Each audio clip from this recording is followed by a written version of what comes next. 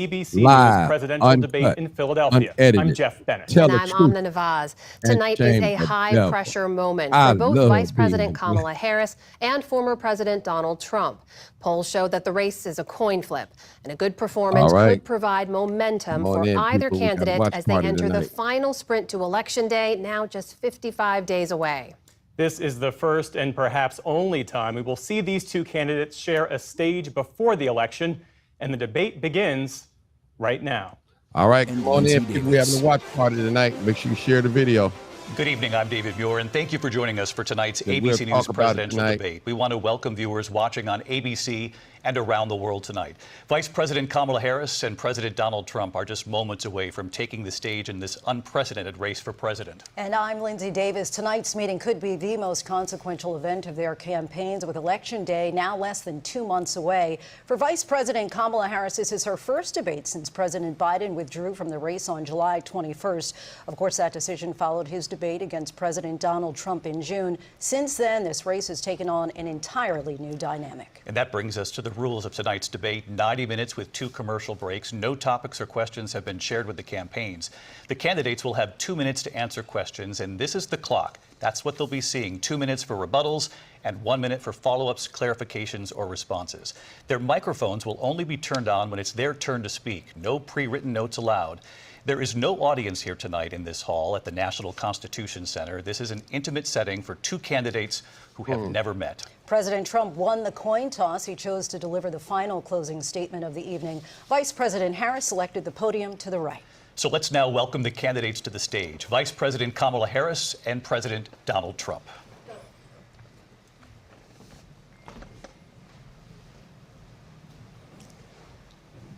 Kamala Harris. Let's have a good debate. Nice to see you. Have fun. Thank you. Welcome to you both. It's wonderful to have you. It's an honor to have you both here tonight. Good evening. We are looking forward to a spirited and thoughtful debate. So let's get started. I want to begin tonight with the issue that voters repeatedly say is their #1 issue, and that is the economy and the cost of living in this country. Vice President Harris, you and President Trump were elected 4 years ago, and your opponent on the stage here tonight often asks his supporters, are you better off than you were 4 years ago? When it comes to the economy, do you believe Americans are better off than they were 4 years ago? So I was raised as a middle-class kid, and I am actually the only person on this stage who has a plan that is about lifting up the middle class and working people of America. I believe in the ambition, the aspirations, the dreams of the American people. And that is why I imagine and have actually a plan to build what I call an opportunity economy. Because here's the thing. We know that we have a shortage of homes and housing, and the cost of housing is too expensive for far too many people.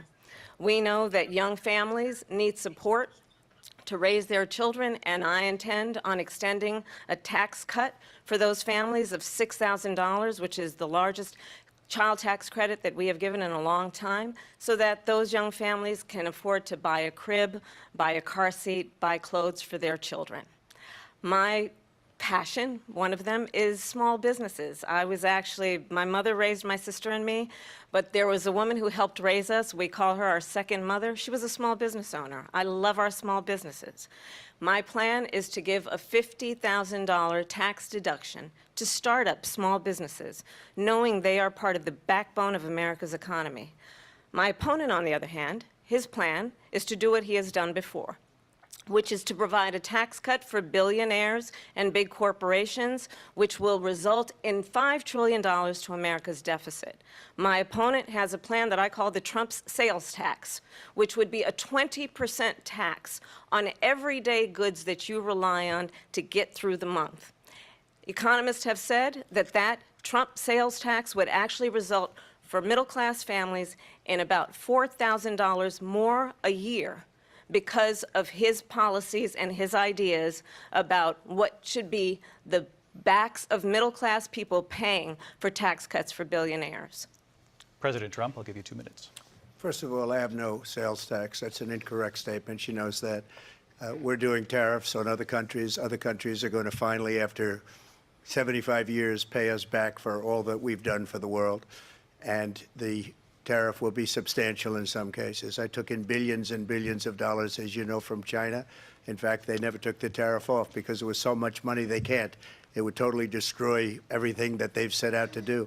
They're taking in billions of dollars from China and other places. They've left the tariffs on. When I had it, I had tariffs, and yet I had no inflation. Look, we've had a terrible economy because inflation which is really known as a country buster. It breaks up countries. We have inflation like very few people have ever seen before, probably the worst in our nation's history. We were at 21%, but that's being generous because many things are 50, 60, 70, and 80% higher than they were just a few years ago. This has been a disaster for people, for the middle class, but for every class. On top of that, we have millions into our country from prisons and jails, from mental institutions and insane asylums, and they're coming in and they're taking jobs that are occupied right now by African Americans and Hispanics, and also unions. Unions are going to be affected very soon. And you see what's happening. You see what's happening with towns throughout the United States. You look at Springfield, Ohio. You look at Aurora in Colorado. They are taking over the towns. They're taking over buildings. They're going in violently. These are the people that Xi and Biden led into our country, and they're destroying our country. They're dangerous. They're at the highest level of criminality, and we have to get them out. We have to get them out fast. I created one of the greatest economies in the history of our country. I'll do it again and even better. We are going to get to immigration and border security during this debate, but I would like to let Vice President Harris respond on the economy here. Well, I would love to. Let's talk about what Donald Trump left us. Donald Trump left us the worst unemployment since the Great Depression. Donald Trump left us the worst public health epidemic in a century. Donald Trump left us the worst attack on our democracy since the Civil War. And what we have done is clean up Donald Trump's mess. What we have done and what I intend to do is build on what we know are the aspirations and the hopes of the American people. But I'm going to tell you all in this debate tonight, you're going to hear from the same old tired playbook, a bunch of lies, grievances, and name-calling. What you're going to hear tonight is a detailed and dangerous plan called Project 2025 that the former president intends on implementing if he were elected again. I believe very strongly that the American people want a president who understands the importance of bringing us together, knowing we have so much more in common than what separates us.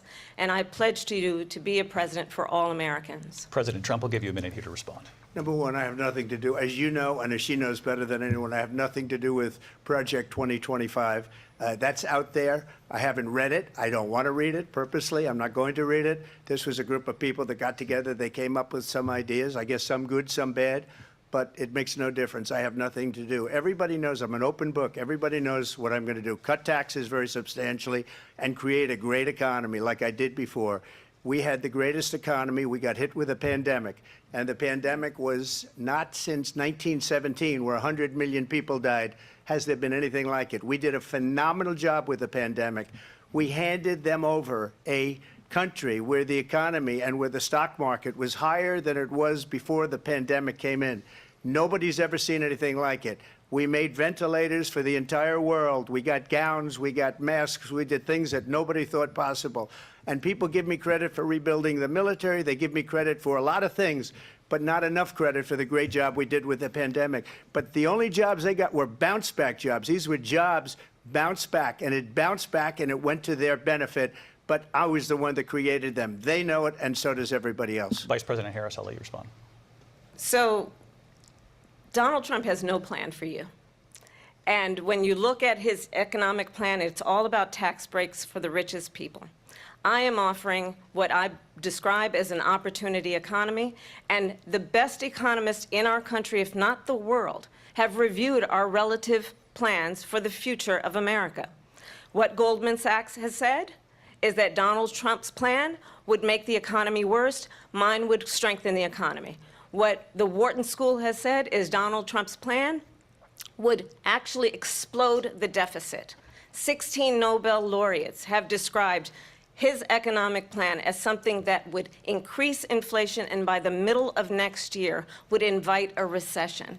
You just have to look at where we are and where we stand on the issues. And I'd invite you to know that Donald Trump actually has no plan for you because he is more interested in defending himself than he is in looking out for you. That's just a soundbite. They gave her that to say. Look, I went to the Wharton School of Finance, and many of those professors, the top professors, think my plan is a brilliant plan. It's a great plan. It's a plan that's going to bring up our worth, our value as a country. It's going to make people want to be able to go and work and create jobs and create a lot of good, solid money for our country. And just to finish off, she doesn't have a plan. She copied Biden's plan, and it's like 4 sentences, like run, spot, run. 4 sentences that are just, oh, we'll try and lower taxes. She doesn't have a plan. Take a look at her plan. She doesn't have a plan. Mr. President, I do want to drill down on something you both brought up. The Vice President brought up your tariffs. You responded, and let's drill down on this, because your plan is what she calls is essentially a national sales tax. Your proposal calls for tariffs, as you pointed out here, on foreign imports across the board. You recently said that you might double your plan, imposing tariffs up to 20% on goods coming into this country. As you know, many economists say that with tariffs at that level, costs are then passed on to the consumer. Vice President Harris has argued it'll mean higher prices on gas, food, clothing, medication, arguing it costs the typical family nearly $4,000 a year. Do you believe Americans can afford higher prices because of tariffs? They're not going to have higher prices. What's going to have, and who's going to have higher prices, is China and all of the countries that have been ripping us off for years. I was the only president ever. China was paying us hundreds of billions of dollars, and so were other countries. And, you know, if she doesn't like them, they should have gone out and they should have immediately cut the tariffs. But those tariffs are there 3.5 years now under their administration. We are going to take in billions of dollars, hundreds of billions of dollars. I had no inflation, virtually no inflation. They had the highest inflation perhaps in the history of our country, because I've never seen a worse period of time. People can't go out and buy cereal or bacon or eggs or anything else. The people of our country are absolutely dying with what they've done. They've destroyed the economy. And all you have to do is look at a poll. The polls say 80 and 85 and even 90% that the Trump economy was great, that their economy was terrible. Vice President Harris, I do want to ask for your response, and you heard what the president said there, because the Biden administration did keep a number of the Trump tariffs in place. So how do you respond? Well, let's be clear that the Trump administration resulted in a trade deficit, one of the highest we've ever seen in the history of America. He invited trade wars. To talk about his deal with China, what he ended up doing is, under Donald Trump's presidency, he ended up selling American chips to China to help them improve, modernize their military, basically sold us out, when a policy about China should be in making sure the United States of America wins the competition for the 21st century, which means focusing on the details of what that requires, focusing on relationships with our allies, focusing on investing in American-based technology so that we win the race on AI, on quantum computing, focusing on what we need to do to support America's workforce so that we don't end up having, on the short end of the stick, in terms of workers' rights. But what Donald Trump did, let's talk about this, with COVID, is he actually thanked President Xi for what he did during COVID. Look at his tweet. Thank you, President Xi, exclamation point, when we know that Xi was responsible for lacking and not giving us transparency about the origins of COVID. President Trump, I'll let you respond. First of all, they bought their chips from Taiwan. We hardly make chips anymore because of philosophies like they have and policies like they have. I don't say her because she has no policy. Everything that she believed 3 years ago and 4 years ago is out the window. She's going to my philosophy now. In fact, I was going to send her a MAGA hat. She's gone to my philosophy. But if she ever got elected, she'd change it. And it will be the end of our country. She's a Marxist. Everybody knows she's a Marxist. Her father's a Marxist professor in economics, and he taught her well.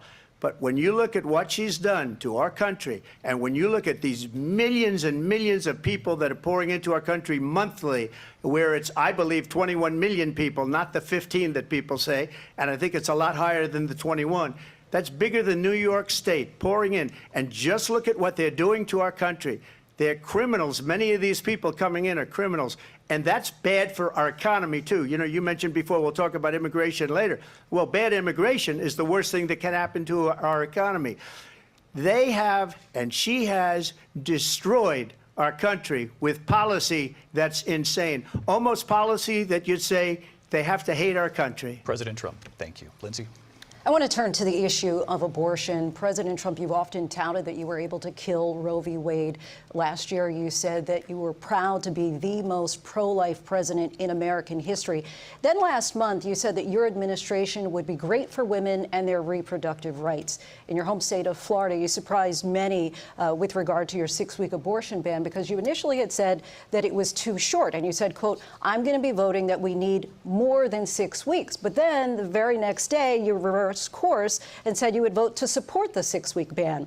Vice President Harris says that women shouldn't trust you on the issue of abortion because you've changed your position so many times. Therefore, why should they trust you? Well, the reason I'm doing that vote is because the plan is, as you know, the vote is, they have abortion in the 9th month. They even have, and you can look at the governor of West Virginia, the previous governor of West Virginia, not the current governor, who's doing an excellent job, but the governor before, he said the baby will be born and we will decide what to do with the baby. In other words, we'll execute the baby. And that's why I did that, because that predominates, because they're radical. The Democrats are radical in that. And her vice presidential pick, which I think was a horrible pick, by the way, for our country, because he is really out of it. But her vice presidential pick says abortion in the 9th month is absolutely fine. He also says execution after birth. It's execution, no longer abortion, because the baby is born, is okay. And that's not okay with me, hence the vote. But what I did is something for 52 years. They've been trying to get Roe v. Wade into the states. And through the genius and heart and strength of 6 Supreme Court justices, we were able to do that. Now, I believe in the exceptions for rape, incest, and life of the mother. I believe strongly in it. Ronald Reagan did also. 85% of Republicans do. Exceptions. Very important. But we were able to get it, and now states are voting on it. And for the first time, you're going to see, look, this is an issue that's torn our country apart for 52 years. Every legal scholar, every Democrat, every Republican, liberal, conservative, they all wanted this issue to be brought back to the states where the people could vote. And that's what happened. Now, Ohio, the vote was somewhat liberal. Kansas, the vote was somewhat liberal, much more liberal than people would have thought. But each individual state is voting. It's the vote of the people now. It's not tied up in the federal government. I did a great service in doing it. It took courage to do it. And the Supreme Court had great courage in doing it. And I give tremendous credit to those 6 justices. There is no state in this country where it is legal to kill a baby after it's born. Madam Vice President, I want to get your response to President Trump. Well, as I said, you're going to hear a bunch of lies, and that's not actually a surprising fact. Let's understand how we got here. Donald Trump hand-selected 3 members of the United States Supreme Court with the intention that they would undo the protections of Roe v. Wade. And they did exactly as he intended. And now in over 20 states, there are Trump abortion bans, which make it criminal for a doctor or nurse to provide health care. In one state, it provides prison for life. Trump abortion bans that make no exception even for rape and incest, which understand what that means. A survivor of a crime of violation to their body does not have the right to make a decision about what happens to their body next. That is immoral. And one does not have to abandon their faith or deeply held beliefs to agree. The government, and Donald Trump certainly, should not be telling a woman what to do with her body. I have talked with women around our country. You want to talk about this is what people wanted? Pregnant women who want to carry a pregnancy to term, suffering from a miscarriage, being denied care in an emergency room because the healthcare providers are afraid they might go to jail, and she's bleeding out in a car in the parking lot. She didn't want that. Her husband didn't want that. A 12 or 13-year-old survivor of incest being forced to carry a pregnancy to term. They don't want that.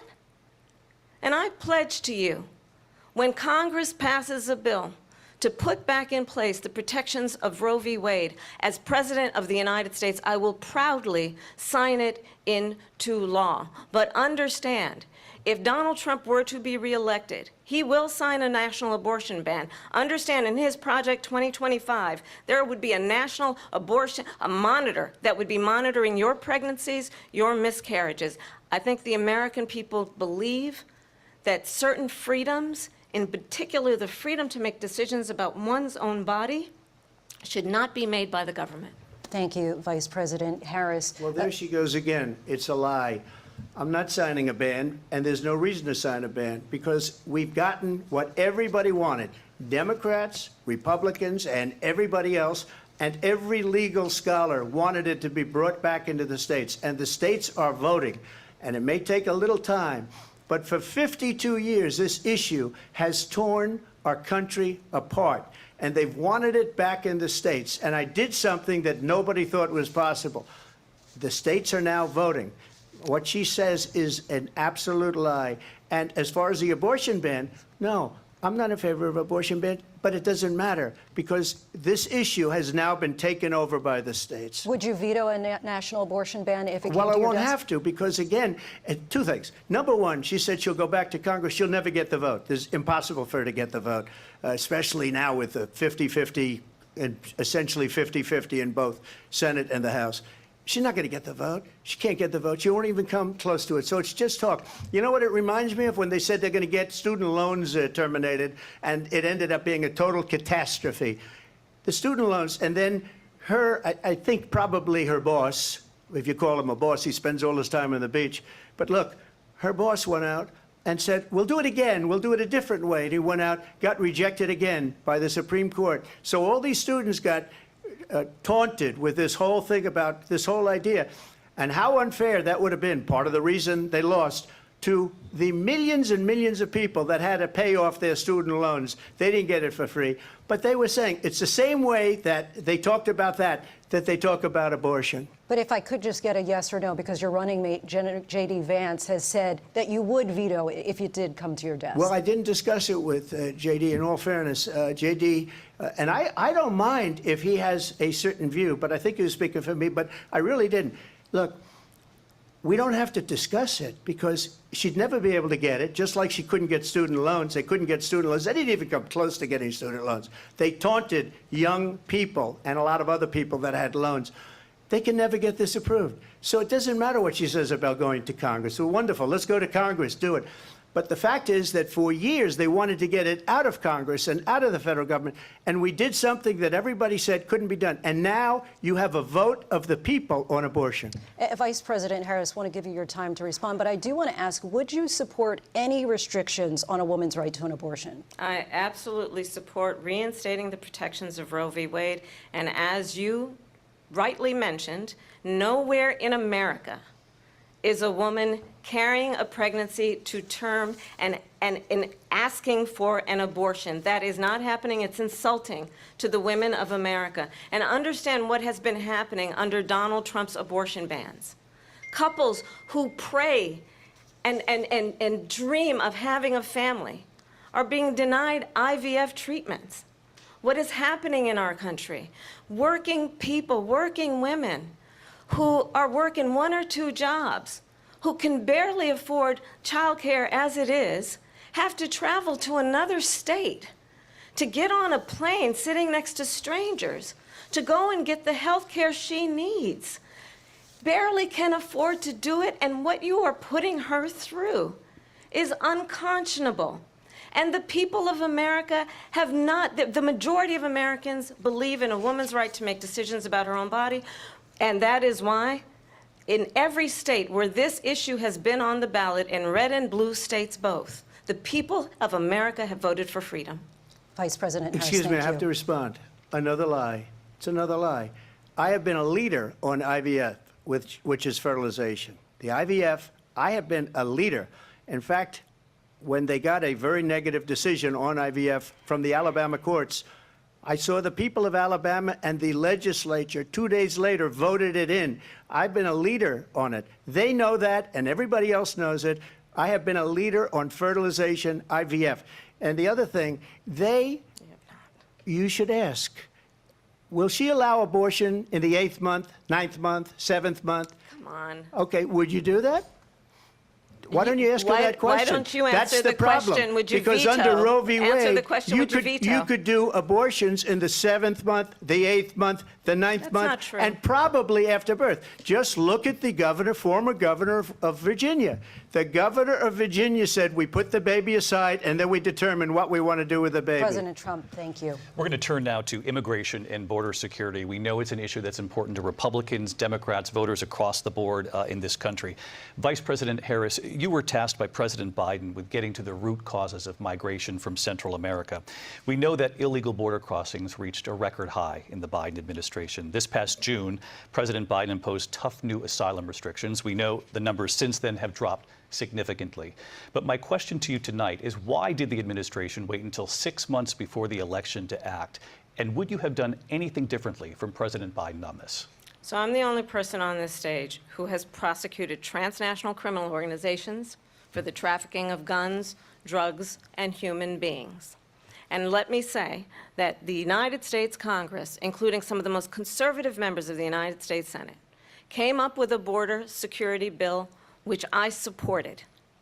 And that bill would have put 1,500 more border agents on the border to help those folks who are working there right now overtime, trying to do their job. It would have allowed us to stem the flow of fentanyl coming into the United States. I know there are so many families watching tonight who have been personally affected by the surge of fentanyl in our country. That bill would have put more resources to allow us to prosecute transnational criminal organizations for trafficking in guns, drugs, and human beings. But you know what happened to that bill? Donald Trump got on the phone, called up some folks in Congress, and said, kill the bill. And you know why? Because he'd prefer to run on a problem instead of fixing a problem. And understand, this comes at a time where the people of our country actually need a leader who engages in solutions, who actually addresses the problems at hand. But what we have in the former president is someone who would prefer to run on a problem instead of fixing a problem. And I'll tell you something, he's going to talk about immigration a lot tonight, even when it's not the subject that is being raised. And I'm going to actually do something really unusual, and I'm going to invite you to attend one of Donald Trump's rallies, because it's a really interesting thing to watch. You will see during the course of his rallies, he talks about fictional characters like Hannibal Lecter. He will talk about windmills cause cancer. And what you will also notice is that people start leaving his rallies early out of exhaustion and boredom. And I will tell you, the one thing you will not hear him talk about is you. You will not hear him talk about your needs, your dreams, and your desires. And I'll tell you, I believe you deserve a president who actually puts you first, and I pledge to you that I will. Vice President Harris, thank you. President Trump, on that point, I want to get your response. Well, I would like to respond. Let me just ask, though, why did you try to kill that bill, and successfully so, that would have put thousands of additional agents and officers on the border? First, let me respond as to the Please. rallies. She said people start leaving. People don't go to her rallies. There's no reason to go. And the people that do go, she's bussing them in and paying them to be there, and then showing them in a different light. So she can't talk about that. People don't leave my rallies. We have the biggest rallies, the most incredible rallies in the history of politics. That's because people want to take their country back. Our country is being lost. We're a failing nation. And it happened 3.5 years ago. And what's going on here, you're going to end up in World War III, just to go into another subject. What they have done to our country by allowing these millions and millions of people to come into our country, and look at what's happening to the towns all over the United States. And a lot of towns don't want to talk. It's not going to be Aurora or Springfield. A lot of towns don't want to talk about it because they're so embarrassed by it. In Springfield, they're eating the dogs, the people that came in. They're eating the cats. They're eating the pets of the people that live there. And this is what's happening in our country, and it's a shame. As far as rallies are concerned, as far as the reason they go is they like what I say. They want to bring our country back. They want to make America great again. It's a very simple phrase, make America great again. She's destroying this country, and if she becomes president, this country doesn't have a chance of success. Not only success, we'll end up being Venezuela on steroids. I just want to clarify here. You bring up Springfield, Ohio, and ABC News did reach out to the city manager there. He told us there have been no credible reports of specific claims of pets being harmed, injured, or abused by individuals within the immigrant community. Well, I've seen people on television. Let me just say here, this is the people on television say my dog was taken and used for food. So maybe he said that, and maybe that's a good thing to say for a city manager. I'm not taking this from but television. But the people I'm on taking it from television the city saying manager. their dog was eaten by the people that went there. Again, the Springfield city manager says there's no evidence of that. Vice We'll President find Harris, out. I'll let you respond to the rest of what you've heard. You talk about extreme. You know, this is, I think, one of the reasons why in this election I actually have the endorsement of 200 Republicans who have formally worked with President Bush, Mitt Romney, and John McCain, including the endorsement of former Vice President Dick Cheney and Congress member Liz Cheney. And if you want to really know the inside track on who the former president is, if he didn't make it clear already, just ask people who have worked with him. His former chief of staff, a four-star general, has said he has contempt for the Constitution of the United States. His former national security advisor has said he is dangerous and unfit. His former Secretary of Defense has said the nation, the Republic, would never survive another Trump term. And when we listen to this kind of rhetoric, when the issues that affect the American people are not being addressed, I think the choice is clear in this election. President Trump, I'll give you a quick minute to respond here. Thank you, because when I hear that, see, I'm a different kind of a person. I fired most of those people. Not so graciously. They did bad things or a bad job. I fired them. They never fired one person. They didn't fire anybody having to do with Afghanistan and the Taliban and the 13 people whose were just killed, viciously and violently killed. And I got to know the parents and the family. They didn't fire. They should have fired all those generals, all those top people, because that was one of the most incompetently handled situations anybody has ever seen. So when somebody does a bad job, I fire him. And you take a guy like Esper. He was no good. I fired him. So he writes a book. Another one writes a book. Because with me, they can write books. With nobody else can they.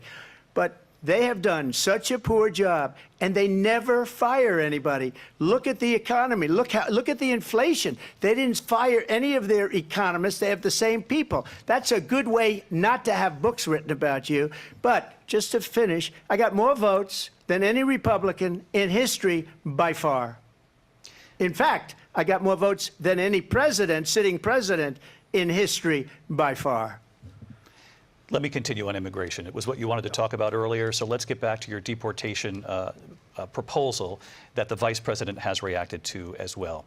President Trump, you call this the largest domestic deportation operation in the history of our country. You say you would use the National Guard. You say if things get out of control, you'd have no problem using the U.S. military. Police, yes. You also said you would use local police. How would you deport 11 million undocumented immigrants? I know you believe that number is much higher. Take us through this. What does this look like? Will authorities be going door to door in this country? Yeah, it is much higher because of them. They allowed criminals, many, many millions of criminals. They allowed terrorists. They allowed common street criminals. They allowed people to come in, drug dealers, to come into our country. And they're now in the United States and told by their countries like Venezuela, don't ever come back or we're going to kill you. Do you know that crime in Venezuela and crime in countries all over the world is way down? You know why? Because they've taken their criminals off the street and they've given them to her to put into our country. And this will be one of the greatest mistakes in history for them to allow, and I think they probably did it because they think they're going to get votes, but it's not worth it because they're destroying the fabric of our country by what they've done. There's never been anything done like this at all. They've destroyed the fabric of our country. Millions of people let in, and all over the world, crime is down all over the world except here. Crime here is up and through the roof. Despite their fraudulent statements that they made, crime in this country is through the roof. And we have a new form of crime. It's called migrant crime. And it's happening at levels that nobody thought possible. President Trump, as you know, the FBI says overall violent crime is actually coming down in this country. But Vice Excuse President me, Harris, the FBI they were defrauding statements. They didn't include the worst cities. They didn't include the cities with the worst crime. It was a fraud, just like their number of 818,000 jobs that they said they created turned out to be a fraud. President Trump, thank you. I'll let you respond, Vice President Harris. Well, I think this is so rich, coming from someone who has been prosecuted for national security crimes, economic crimes, election interference, has been found liable for sexual assault, and his next big court appearance is in November at his own criminal sentencing. And let's be clear, where each person stands on the issue of what is important about respect for the rule of law and respect for law enforcement. The former vice president called for defunding federal law enforcement, 45,000 agents, get this, on the day after he was arraigned on 34 felony counts. So let's talk about what is important in this race. It is important that we move forward, that we turn the page on this same old tired rhetoric and address the needs of the American people, address what we need to do about the housing shortage, which I have a plan for, address what we must do to support our small businesses, address bringing down the price of groceries. But frankly, the American people are exhausted with this same old tired playbook. Vice President Harris, thank you. Excuse me. Every one of those cases was started by them against their political opponent. And I'm winning most of them, and I will win the rest on appeal. And you saw that with the decision that came down just recently from the Supreme Court. I'm winning most of them. But those are cases, it's called weaponization. Never happened in this country. They weaponized the Justice Department. Every one of those cases was involved with the DOJ, from Atlanta and Fani Willis to the Attorney General of New York and the DA in New York. Every one of those cases. And then they say, oh, he's a criminal. They're the ones that made them go after me. By the way, Joe Biden was found essentially guilty on the documents case. And what happened in my documents case? They said, oh, that's the toughest of them all. A complete and total victory. 2 months ago, it was thrown out. It's weaponization, and they used it, and it's never happened in this country. They used it to try and win an election. They're fake cases. President Trump, thank you. A really quick response here, Vice President Harris, on this notion of weaponization of the Justice Department. Well, let's talk about extreme and understand the context in which this election in 2024 is taking place. The United States Supreme Court recently ruled that the former president would essentially be immune from any misconduct if he were to enter the White House again. Understand, this is someone who has openly said he would terminate, I'm quoting, terminate the Constitution of the United States, that he would weaponize the Department of Justice against his political enemies. Someone who has openly expressed disdain for members of our military. Understand what it would mean if Donald Trump were back in the White House with no guardrails, because certainly we know now the court won't stop him. We know J.D. Vance is not going to stop him. It's up to the American people Vice President to stop Harris, him. thank you. Lindsay? Vice President Harris, in your last run for president. This is the one that weaponized, not me. She weaponized. I probably took a bullet to the head because of the things that they say about me. They talk about democracy. I'm a threat to democracy. They're the threat to democracy with a fake Russia investigation that went nowhere. We have a lot to get to. Lindsay? Vice President Harris, in your last run for president, you said you wanted to ban fracking. Now you don't. You wanted mandatory government buyback programs for assault weapons. Now your campaign says you don't. You supported decriminalizing border crossings. Now you're taking a harder line. I know you say that your values have not changed. So then why have so many of your policy positions changed? So my values have not changed, and I'm going to discuss every one of at least every point that you've made. But in particular, let's talk about fracking, because we're here in Pennsylvania. I made that very clear in 2020. I will not ban fracking. I have not banned fracking as Vice President of the United States. And in fact, I was the tie-breaking vote on the Inflation Reduction Act, which opened new leases for fracking. My position is that we have got to invest in diverse sources of energy so we reduce our reliance on foreign oil. We have had the largest increase in domestic oil production in history because of an approach that recognizes that we cannot over-rely on foreign oil. As it relates to my values, let me tell you, I grew up a middle-class kid raised by a hardworking mother who worked and saved and was able to buy our first home when I was a teenager. The values I bring to the importance of home ownership, knowing not everybody got handed $400 million on a silver platter and then filed bankruptcy 6 times, is a value that I bring to my work to say we are going to work with the private sector and home builders to increase 3 million homes, increase by 3 million homes by the end of my first term.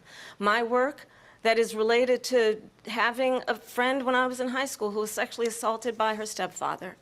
And my focus then on protecting women and children from violent crime is based on a value that is deeply grounded in the importance of standing up for those who are most vulnerable. My work that is about protecting Social Security and Medicare is based on long-standing work that I have done, protecting seniors from scams. My values have not changed. And what is important is that there is a president who actually brings values and a perspective that is about lifting people up and not beating people down and name-calling.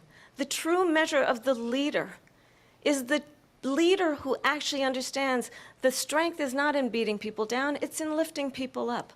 I intend to be that president. President Trump, your Well, response? first of all, I wasn't given $400 million. I wish I was. My father was a Brooklyn builder, Brooklyn, Queens, and a great father, and I learned a lot from him. But I was given a fraction of that, a tiny fraction, and I built it into many, many billions of dollars, many, many billions. And when people see it, they are even surprised. So we don't have to talk about that. Fracking, she's been against it for 12 years. Defund the police, she's been against that forever. She gave all that stuff up very wrongly, very horribly, and everybody's laughing at it, okay? They're all laughing at it. She gave up at least 12 and probably 14 or 15 different policies. Like, she was big on defund the police. In Minnesota, she went out, wait a minute, I'm talking now, if you don't mind, please. Does that sound familiar? She went out in Minnesota and wanted to let criminals that killed people, that burned down Minneapolis, she went out and raised money to get them out of jail. She did things that nobody would ever think of. Now she wants to do transgender operations on illegal aliens that are in prison. This is a radical left liberal that would do this. She wants to confiscate your guns, and she will never allow fracking in Pennsylvania. If she won the election, fracking in Pennsylvania will end on day one. Just to finish, one thing so important in my opinion. So I got the oil business going like nobody has ever done before. When they took over, they got rid of it, started getting rid of it, and the prices were going up the roof. They immediately let these guys go to where they were. I would have been 5 times, 4 times, 5 times higher, because you're talking about 3.5 years ago. They got it up to where I was because they had no choice, because the prices of energy were quadrupling and doubling. You saw what happened to gasoline. So they said, let's go back to Trump. But if she won the election, the day after that election, they'll go back to destroying our country, and oil will be dead, fossil fuel will be dead, we'll go back to windmills, and we'll go back to solar, where they need a whole desert to get some energy to come out of. You ever see a solar plant? By the way, I'm a big fan of solar, but they take 400, 500 acres of desert President soil. Trump, we have a These lot are of not good issues things that we for the have to get to. environment, We're as she out of time. understands. Thank you. Lindsay, thank you. We have an election in just 56 days.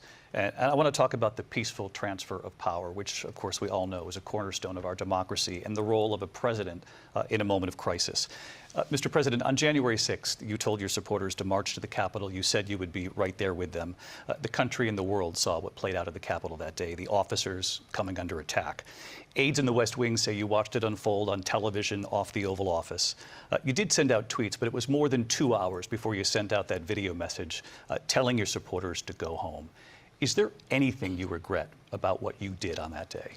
You just said a thing that isn't covered. Peacefully and patriotically, I said during my speech, not later on. peacefully and patriotically. And nobody on the other side was killed. Ashley Babbitt was shot by an out-of-control police officer that should have never, ever shot her. It's a disgrace. But we didn't do this group of people that have been treated so badly. I ask, what about all the people that are pouring into our country and killing people that she allowed to pour in? She was the border czar, remember that. She was the border czar. She doesn't want to be called the border czar because she's embarrassed by the border. In fact, she said at the beginning, well, I'm surprised you're not talking about the border yet. That's because she knows what a bad job they've done. What about those people? When are they going to be prosecuted? When are these people from countries all over the world, not just South America? They're coming in from all over the world, David, all over the world. And crime rates are down all over the world because of it. But let me just ask you, David, when are those people going to be prosecuted? When are the people that burned down Minneapolis going to be prosecuted? Or in Seattle? They went into Seattle. They took over a big percentage of the city of Seattle. When are those people going to be prosecuted? But let me just ask you. You might ask her that question. You were the president. You were watching it unfold on television. It's a very simple question as we move forward toward another election. Is there anything you regret about what you did on that day? Yes or no? I had nothing to do with that other than they asked me to make a speech. I showed up for a speech. I said, I think it's going to be big. I went to Nancy Pelosi and the mayor of Washington, D.C., and the mayor put it back in writing, as you know. I said, you know, this is going to be a very big rally or whatever you want to call it. And again, it wasn't done by me. It was done by others. I said, I'd like to give you 10,000 National Guard or soldiers. They rejected me. Nancy Pelosi rejected me. It was just 2 weeks ago, her daughter has a tape of her saying she is fully responsible for what happened. They want to get rid of that tape. It would have never happened if Nancy Pelosi and the mayor of Washington did their jobs. I wasn't responsible for security. Nancy Pelosi was responsible. She didn't do her job. The question was about you as president, not about former Speaker Pelosi, but I do want Vice President Harris to respond here. I was at the Capitol on January 6th. I was the vice president-elect. I was also an acting senator. I was there. And on that day, the President of the United States incited a violent mob to attack our nation's capital, to desecrate our nation's capital. On that day, 140 law enforcement officers were injured, and some died. And understand, the former president has been indicted and impeached for exactly that reason. But this is not an isolated situation. Let's remember Charlottesville, where there was a mob of people carrying tiki torches, spewing anti-Semitic hate. And what did the president then at the time say? There were fine people on each side. Let's remember that when it came to the Proud Boys, a militia, the president said, the former president said, stand back and stand by. So for everyone watching who remembers what January 6th was, I say, we don't have to go back. Let's not go back. We're not going back. It's time to turn the page. And if that was a bridge too far for you, well, there is a place in our campaign for you to stand for country, to stand for our democracy, to stand for rule of law, and to end the chaos, and to end the approach that is about attacking the foundations of our democracy because you don't like the outcome. And be clear on that point. Donald Trump, the candidate, has said in this election there will be a bloodbath if this and the outcome of this election is not to his liking. Let's turn the page on this. Let's not go back. Let's chart a course for the future and not go backwards to the past. Let me just follow up here. It was a different term, and it was a term that related to energy because they have destroyed our energy business. That was where bloodbath was. Also, on Charlottesville, that story has been, as you would say, debunked. Laura Ingraham, Sean Hannity, Jesse, all of these people, they covered it. If they go an extra sentence, they will see it was perfect. It was debunked in almost every newspaper, but they still bring it up, just like they bring 2025 up. They bring all of this stuff up. I ask you this. You talk about the Capitol. Why are we allowing these millions of people to come through on the southern border. How come she's not doing anything? And I'll tell you what I would do, and I would be very proud to do it. I would say we would both leave this debate right now. I'd like to see her go down to Washington, D.C. during this debate, because we're wasting a lot of time. Go down to, because she's been so bad, it's so ridiculous. Go down to Washington, D.C. and let her sign a bill to close up the border, because they have the right to do it. They don't need bills.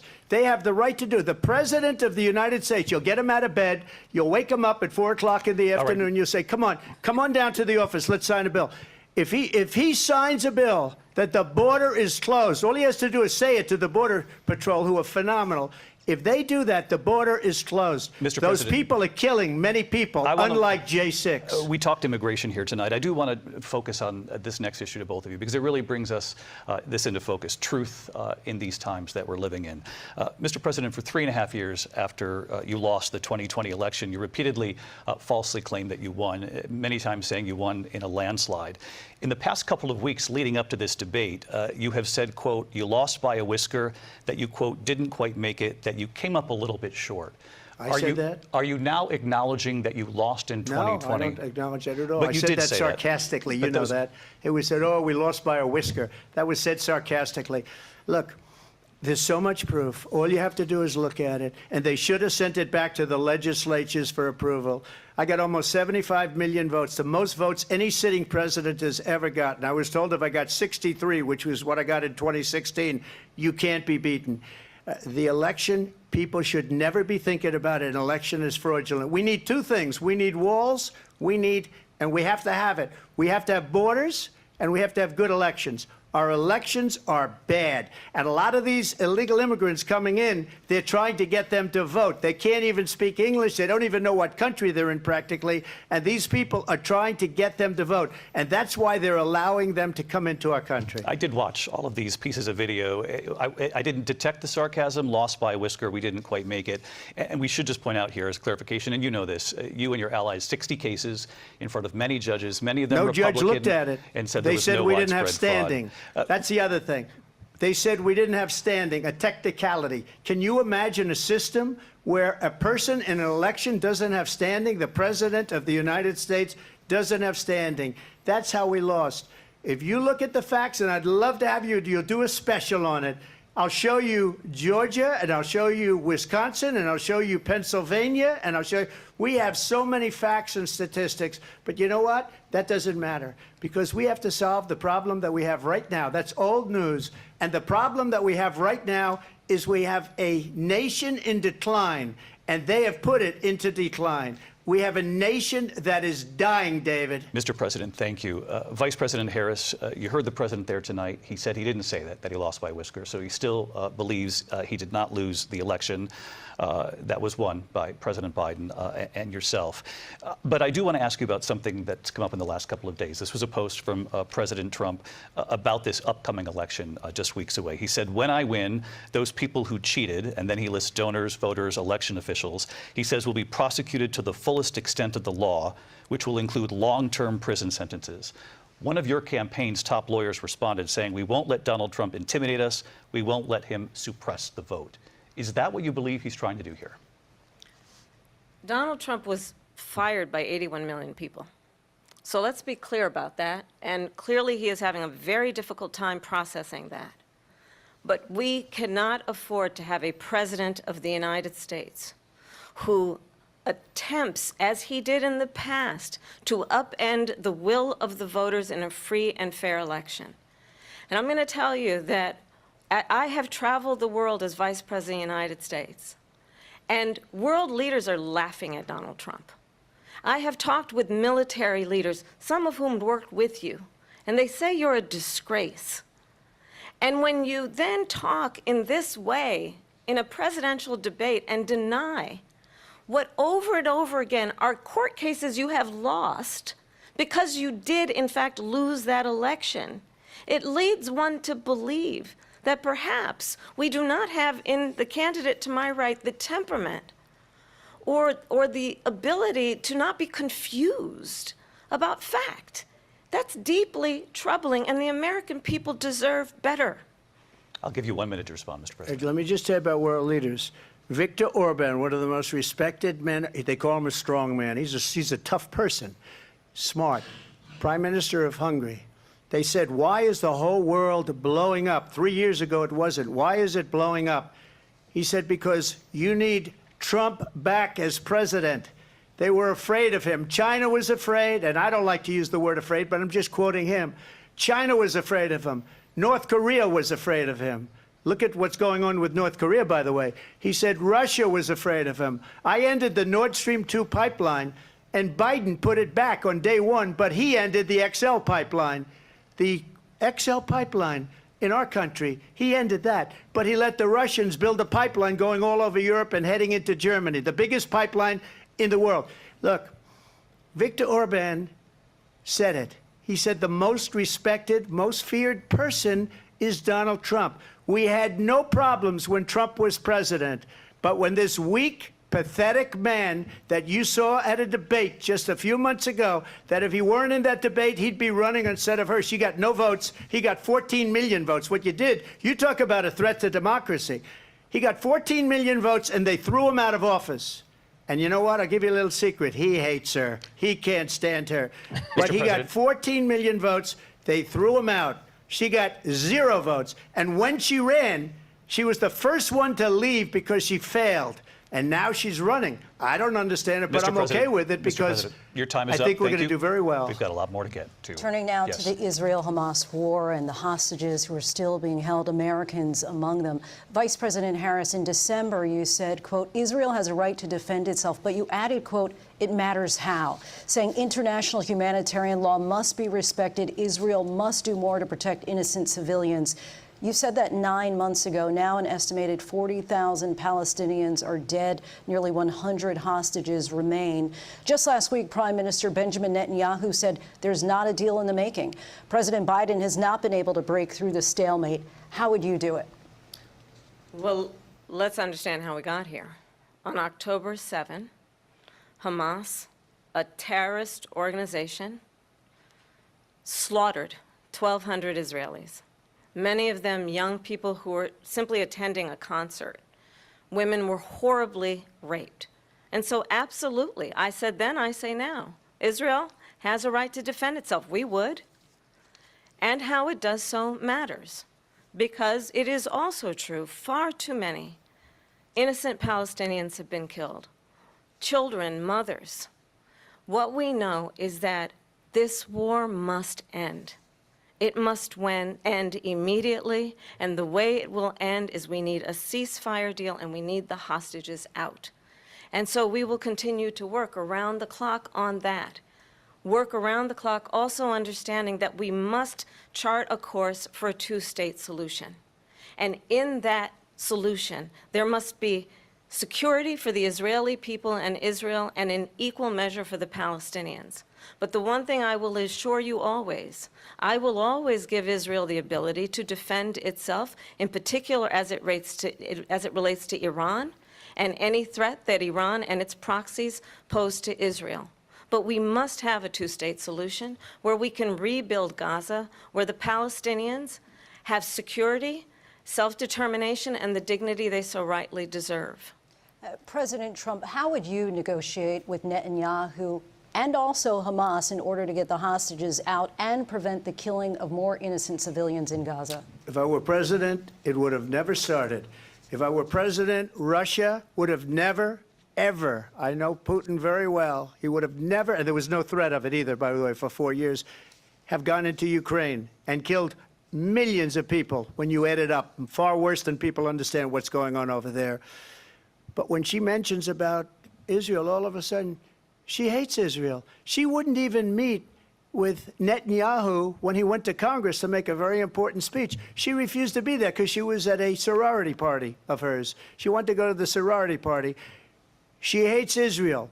If she's president, I believe that Israel will not exist within 2 years from now. And I've been pretty good at predictions, and I hope I'm wrong about that one. She hates Israel. At the same time, in her own way, she hates the Arab population because the whole place is going to get blown up. Arabs, Jewish people, Israel will be gone. It would have never happened. Iran was broke under Donald Trump. Now Iran has $300 billion because they took off all the sanctions that I had. Iran had no money for Hamas or Hezbollah or any of the 28 different spheres of terror. And they are spheres of terror, horrible terror. They had no money. It was a big story, and you know it. You covered it very well, actually. They had no money for terror. They were broke. Now they're a rich nation, and now what they're doing is they're spreading that money around. Look at what's happening with the Houthis and Yemen. Look at what's going on in the Middle East. This would have never happened. I will get that settled and fast, and I'll get the war with Ukraine and Russia ended. If I'm president-elect, I'll get it done before even becoming president. Vice President Harris, he says you hate Israel. That's absolutely not true. I have my entire career and life supported Israel and the Israeli people. He knows that. He's trying to, again, divide and distract from the reality, which is it is very well known that Donald Trump is weak and wrong on national security and foreign policy. It is well known that he admires dictators, wants to be a dictator on day one, according to himself. It is well known that he said of Putin that he can do whatever the hell he wants and go into Ukraine. It is well known that he said when Russia went into Ukraine, it was brilliant. It is well known he exchanged love letters with Kim Jong-un. And it is absolutely well known that these dictators and autocrats are rooting for you to be president again because they're so clear. They can manipulate you with flattery and favors. And that is why so many military leaders who you have worked with have told me you are a disgrace. That is why we understand that we have to have a president who is not consistently weak and wrong on national security, including the importance of upholding and respecting in highest regard our military. Vice President Harris, thank you. They're the ones, and she's the one that caused it, that's weak on national security by allowing every nation last month for the year, 168 different countries sending people into our country. Their crime rates are way down. Putin endorsed her last week, said, I hope she wins. And I think he meant it, because what he's gotten away with is absolutely incredible. It wouldn't have happened with me. The leaders of other countries think that they're weak and incompetent, and they are. They're grossly incompetent. And I just ask one question. Why does Biden go in and kill the Keystone Pipeline and approve the single biggest deal that Russia's ever made, Nord Stream 2, the biggest pipeline anywhere in the world going to Germany and all over Europe? Because they're weak and they're ineffective. And Biden, by the way, President gets paid Trump, a lot of money. Thank you. We have a lot of issues to get to. We'll be right back with much more of this historic ABC News presidential debate from the National Constitution Center right here in Philadelphia. Back in a moment. All right, people. We still here. We still here. The ABC News presidential debate will continue. Let's go over some of the comments that you guys have been commenting on. This PBS News presentation is made possible by Consumer Cellular. This is Sam. How may I help you? We're in trouble. This is a pocket dial. Well, somebody's pocket. Thought I'd let you know that with Consumer Cellular, You get nationwide coverage with no contract. That's kind of our thing. have a nice day. All right. and by the Corporation for Public Broadcasting, and by Live, contributions to your unedited PBS people. station from viewers like you. Thank you. Going over some of the comments. We're still live, people. We're still There's so live. much divisiveness in this country. Heightened tensions. You just have to choose a side. You automatically have to hate the other side. Deep divisions. It does get heated. We have big fights. And a stark choice. We will make America great again. We are not going back. Judy Woodruff brings together citizens from across the spectrum.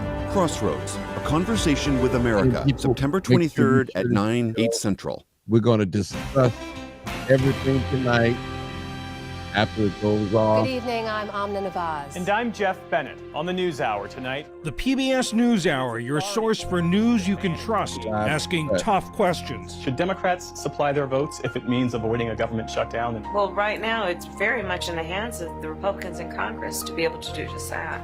Russia right now has you outmanned, outgunned. Is it time to think about negotiating a settlement? I'm ready to negotiate now with people who really want peace. Covering events as they unfold. How long will Norfolk Southern maintain a presence in East Palestine? As long as it takes. All the homes are gone, all the buildings are gutted. What goes through your mind when you see fire that close to your home? Oh my God, am I gonna die? From Capitol Hill. And even by the standards of this Congress, the drama and the stakes for this week are perilously high. To around the world. 8 soldiers died, the second deadliest attack on Israeli forces of the war. What's your message to the Ukrainians who had to live through occupation? I thank them that they survived through this.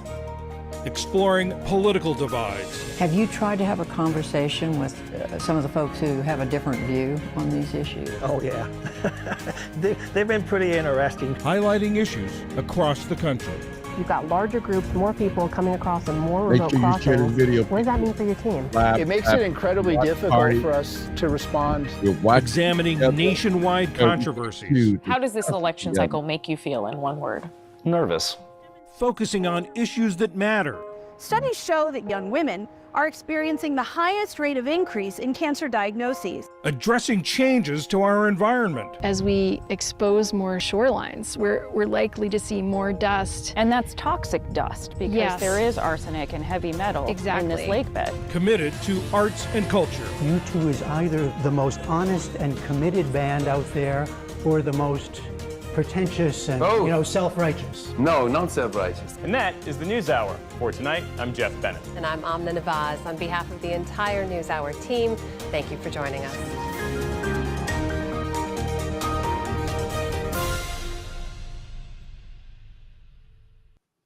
It shows us something between what you see and what you don't see. This is the story of the most curious man in history. The influence of Leonardo's vision was enormous. He's doing things no one had ever done before. And that is simply astounding. You would definitely have your chance to voice your opinion, no matter if you're a Democrat or Republican. Coming this fall. It is a stunning and historic development. This is a brand new presidential race. The Choice, a frontline tradition for over 30 years. Critics have declared it richly detailed, completely riveting, and perspective on events that don't succumb to the news cycle. The Choice, 2024. Premieres Tuesday, September 24th, 9, 8 Central, only on PBS.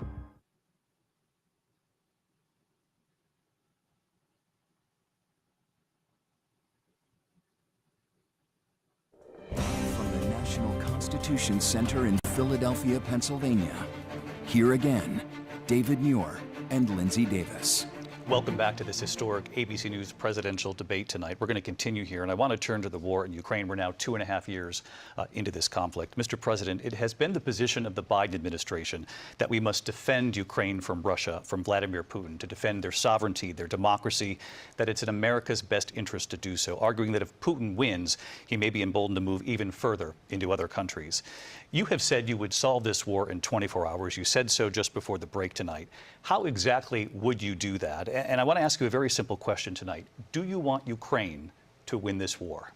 I want the war to stop. I want to save lives that are being uselessly, people being killed by the millions. It's the millions. It's so much worse than the numbers that you're getting, which are fake numbers. Look, we're in for 250 billion or more, because they don't ask Europe, which is a much bigger beneficiary to getting this thing done than we are. They're in for $150 billion less because Biden and you don't have the courage to ask Europe like I did with NATO. They paid billions and billions, hundreds of billions of dollars when I said, either you pay up or we're not going to protect you anymore. So that's maybe one of the reasons they don't like me as much as they like weak people. But you take a look at what's happening. We're in for 250 to 275 billion. They're into 100 to 150. They should be forced to equalize. With that being said, I want to get the war settled. I know Zelensky very well, and I know Putin very well. I have a good relationship, and they respect your president, okay? They respect me. They don't respect Biden. How would you respect him? Why? For what reason? He hasn't even made a phone call in 2 years to Putin, hasn't spoken to anybody. They don't even try and get it. That is a war that's dying to be settled. I will get it settled before I even become president. If I win, when I'm president-elect, and what I'll do is I'll speak to one, I'll speak to the other, I'll get them together. That war would have never happened. And in fact, when I saw Putin after I left, unfortunately left because our country has gone to hell, but after I left, when I saw him building up soldiers, he did it after I left, I said, oh, he must be negotiating. It must be a good, strong point of negotiation. Well, it wasn't, because Biden had no idea how to talk to him. He had no idea how to stop it. And now you have millions of people dead, and it's only getting worse, and it could lead to World War III. Don't kid yourself, David. We're playing with World War III, and we have a president that we don't even know if he's... Where is our president? We don't even know if he's a president. And just to clarify they here... They threw him out of a campaign like a dog. We don't even know. Is he our president? But we have a president, Mr. President, that doesn't know he's alive. Your time is up.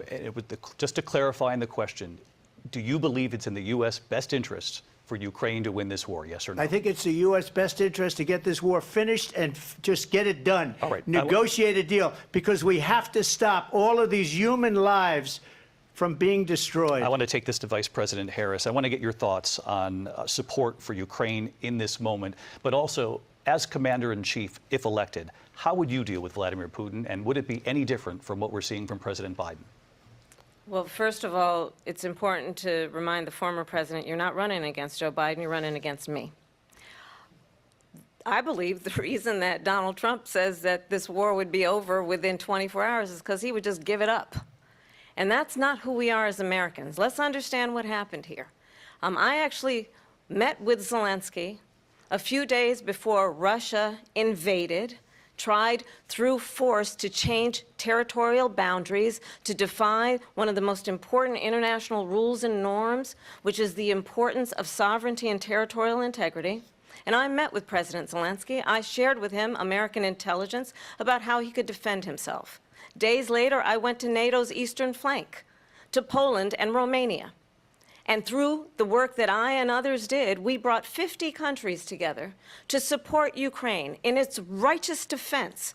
And because of our support, because of the air defense, the ammunition, the artillery, the javelins, the Abrams tanks that we have provided, Ukraine stands as an independent and free country. If Donald Trump were president, Putin would be sitting in Kyiv right now. And understand what that would mean, because Putin's agenda is not just about Ukraine. Understand why the European allies and our NATO allies are so thankful that you are no longer president, and that we understand the importance of the greatest military alliance the world has ever known, which is NATO, and what we have done to preserve the ability of Zelensky and the Ukrainians to fight for their independence. Otherwise, Putin would be sitting in Kyiv with his eyes on the rest of Europe, starting with Poland. And why don't you tell the 800,000 Polish Americans right here in Pennsylvania how quickly you would give up for the sake of favor and what you think is a friendship with what is known to be a dictator who would eat you for lunch. Vice President Harris, thank you. We've heard from both of you on Ukraine tonight. Afghanistan came up in the last hour. I wanted her to respond to something you said earlier, and please, I'll give you a minute here. Putin would be sitting in Moscow, and he wouldn't have lost 300,000 men and women, but he would have been sitting in Moscow. Quiet, please. He would have been sitting in Moscow, much happier than he is right now. But eventually, you know, he's got a thing that other people don't have. He's got nuclear weapons. They don't ever talk about that. He's got nuclear weapons. Nobody ever thinks about that. And eventually, maybe he'll use them, and maybe he hasn't been that threatening, but he does have that. Something we don't even like to talk about. Nobody likes to talk about it. But just so you understand, they sent her to negotiate peace before this war started. 3 days later, he went in and he started the war, because everything they said was weak and stupid. They said the wrong things. That war should have never started. She was the emissary. They sent her in to negotiate with Zelensky and Putin, and she did. And the war started 3 days later. And that's the kind of talent we have with her. She's worse than Biden. In my opinion, I think he's the worst president in the history of our country. She goes down as the worst vice president in the history of our country. But let me tell you something. She is a horrible negotiator. They sent her in to negotiate. As soon as they left, Putin did the invasion. President Trump, thank you. You did bring up something. You said she went to negotiate with Vladimir Putin. Vice President Harris, have you ever met Vladimir Putin? Can you clarify tonight? Yet again, I said it at the beginning of this debate, you're going to hear a bunch of lies coming from this fellow. And that is another one. When I went to meet with President Zelensky, I've now met with him over 5 times. The reality is it has been about standing as America always should, as a leader upholding international rules and norms, as a leader who shows strength, understanding that the alliances we have around the world are dependent on our ability to look out for our friends and not favor our enemies because you adore strongmen instead of caring about democracy. And that is very much what is at stake here. The President of the United States is commander-in-chief. And the American people have a right to rely on a president who understands the significance of America's role and responsibility in terms of ensuring that there is stability and ensuring we stand up for our principles and not sell them for the benefit of personal flattery. We've talked about Ukraine and Vladimir Putin. I do want to talk about Afghanistan. It came up in the first hour of this debate. I want to move on to Afghanistan. Stoltenberg said Trump did the most amazing thing I've ever seen. He got these countries, the 28 countries at the time, to pay up. He said, I've never seen. He's the head of NATO. He said, I've never seen. For years, we were paying almost all of NATO. We were being ripped off by European nations, both on trade and on NATO. I got them to pay up by saying one of the statements you made before, if you don't pay, we're not going to protect you. Otherwise, we would have never gotten it. He said it was one of the most incredible jobs that he's ever seen done. Thank you. I want to turn to Afghanistan. It came up in the first hour of the debate, and we witnessed a poignant moment today on Capitol Hill, honoring the soldiers who died in the chaotic withdrawal from Afghanistan. I do want to ask the Vice President, do you believe you bear any responsibility in the way that withdrawal played out?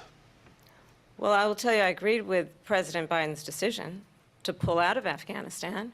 4 presidents said they would, and Joe Biden did. And as a result, America's taxpayers are not paying the $300 million a day we were paying for that endless war. And as of today, there is not one member of the United States military who is in active duty in a combat zone in any war zone around the world, the first time this century. But let's understand how we got to where we are. Donald Trump, when he was president, negotiated one of the weakest deals you can imagine. He calls himself a deal maker. Even his national security advisor said it was a weak, terrible deal. And here's how it went down. He bypassed the Afghan government. He negotiated directly with a terrorist organization called the Taliban. The negotiation involved the Taliban getting 5,000 Taliban terrorists released. And get this, and the president at the time invited the Taliban to Camp David, a place of storied significance for us as Americans, a place where we honor the importance of American diplomacy, where we invite and receive respected world leaders. And this former president, as president, invited them to Camp David because he does not again appreciate the role and responsibility of the President of the United States to be commander-in-chief with a level of respect. And this gets back to the point of how he has consistently disparaged and demeaned members of our military, fallen soldiers, and the work that we must do to uphold the strength and the respect of the United States of America around the world. Vice President Harris, thank you. President Trump, your response to her saying that you began the negotiations with the Taliban. So if you take a look at that period of time, the Taliban was killing our soldiers, a lot of them, with snipers. And I got involved with the Taliban because the Taliban was doing the killing. That's the fighting force within Afghanistan. They don't bother doing that because, you know, they deal with the wrong people all the time. But I got involved. And Abdul is the head of the Taliban. He is still the head of the Taliban. And I told Abdul, don't do it anymore. You do it anymore, you're going to have problems. And he said, why do you send me a picture of my house? I said, you're going to have to figure that out, Abdul. And for 18 months, we had nobody killed. We did have an agreement negotiated by Mike Pompeo. It was a very good agreement. The reason it was good, it was we were getting out. We would have been out faster than them, but we wouldn't have lost the soldiers. We wouldn't have left many Americans behind, and we wouldn't have left $85 billion worth of brand new, beautiful military equipment behind. And just to finish, they blew it. The agreement said you have to do this, and they didn't do it. They didn't do it. The agreement was terminated by us because they didn't do what they were supposed to do. I want to move on. And these people did the worst withdrawal, and in my opinion, the most embarrassing moment in the history of our country. And by the way, that's why Russia attacked Ukraine, because they saw how incompetent she and her boss are. President Trump, thank you.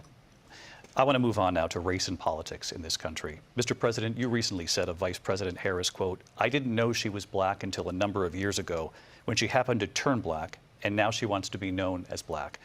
I want to ask a bigger picture question here tonight.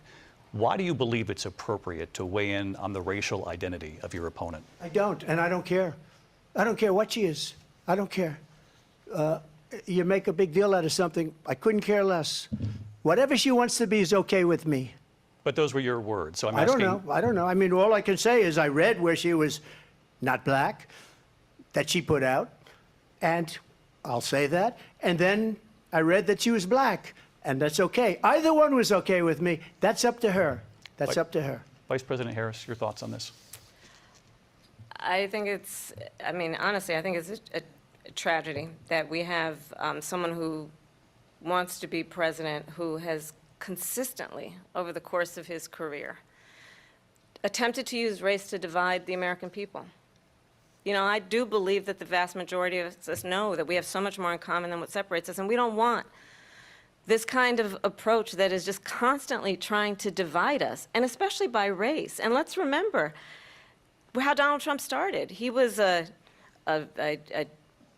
land, he owned buildings, and he was investigated because he refused to rent property to black families. Let's remember, this is the same individual who took out a full-page ad in the New York Times calling for the execution of 5 young black and Latino boys who were innocent, the Central Park 5. Took out a full-page ad calling for their execution. This is the same individual who spread birther lies about the first black president of the United States. And I think the American people want better than that, want better than this, want someone who understands, as I do, I travel our country. We see in each other a friend. We see in each other a neighbor. We don't want a leader who is constantly trying to have Americans point their fingers at each other. I meet with people all the time who tell me, can we please just have discourse about how we're going to invest in the aspirations and the ambitions and the dreams of the American people? Knowing that regardless of people's color or the language their grandmother speaks, we all have the same dreams and aspirations and want a president who invests in those, not in hate and division. Vice President Harris, thank you. Lindsay? President Trump, this is now your 3rd time. This is the most divisive presidency in the history of our country. There's never been anything like it. They're destroying our country, and they come up with things like what she just said. Going back many, many years, when a lot of people, including Mayor Bloomberg, agreed with me on the Central Park 5, they admitted, they said, they pled guilty. And I said, well, if they pled guilty, they badly hurt a person, killed a person ultimately. And if they pled guilty, then they pled, we're not guilty. But this is a person that has to stretch back years, 40, 50 years ago, because there's nothing now. I built one of the greatest economies in the history of the world, and I'm going to build it again. It's going to be bigger, better, and stronger. But they're destroying our economy. They have no idea what a good economy is. Their oil policies, every single policy. And remember this, she is Biden. You know, she's trying to get away from Biden. I don't know the gentleman, she says. She is Biden. The worst inflation we've ever had, a horrible economy because inflation has made it so bad, and she can't get away with that. Thank you. Your time is up. I want to respond to that, though. I want to just respond briefly. Clearly, I am not Joe Biden, and I am certainly not Donald Trump. And what I do offer is a new generation of leadership for our country, one who believes in what is possible, one who brings a sense of optimism about what we can do instead of always disparaging the American people. I believe in what we can do to strengthen our small businesses, which is why I have a plan. Let's talk about our plans and let's compare the plans. I have a plan to give startup businesses $50,000 tax deduction, to pursue their ambitions, their innovation, their ideas, their hard work. I have a plan, $6,000 for young families for the first year of your child's life, to help you in that most critical stage of your child's development. I have a plan that is about allowing people to be able to pursue what has been fleeting in terms of the American dream by offering a help with down payment of $25,000 down payment assistance for first-time home buyers. That's the kind of conversation, I believe, David, that people really want tonight, as opposed to a conversation that is constantly about belittling and name-calling. Let's turn the page Vice President and move Harris, forward. thank you. Let's turn to policy. President Trump, we have to move on. President Trump.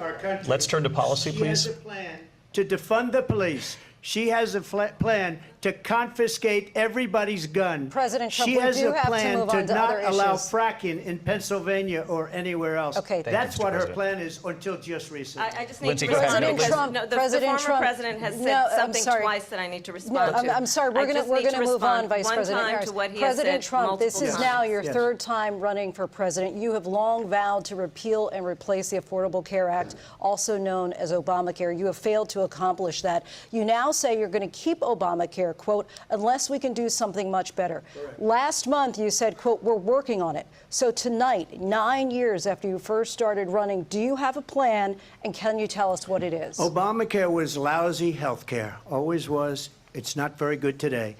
And what I said, that if we come up with something, and we are working on things, we're going to do it and we're going to replace it. But remember this, I inherited Obamacare because Democrats wouldn't change it. They wouldn't vote for it. They were unanimous. They wouldn't vote to change it. If they would have done that, we would have had a much better plan than Obamacare. But the Democrats came up. They wouldn't vote for it. I had a choice to make when I was president.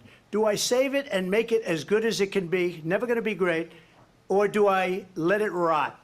And I felt I had an obligation, even though politically it would have been good to just let it rot and let it go away. I decided, and I told my people, the top people, and they're very good people. I have a lot of good people in that administration.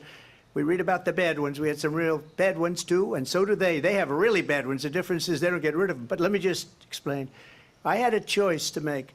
Do I save it and make it as good as it can be, or do I let it rot? And I saved it. I did the right thing. But it's still never going to be great, and it's too expensive for people.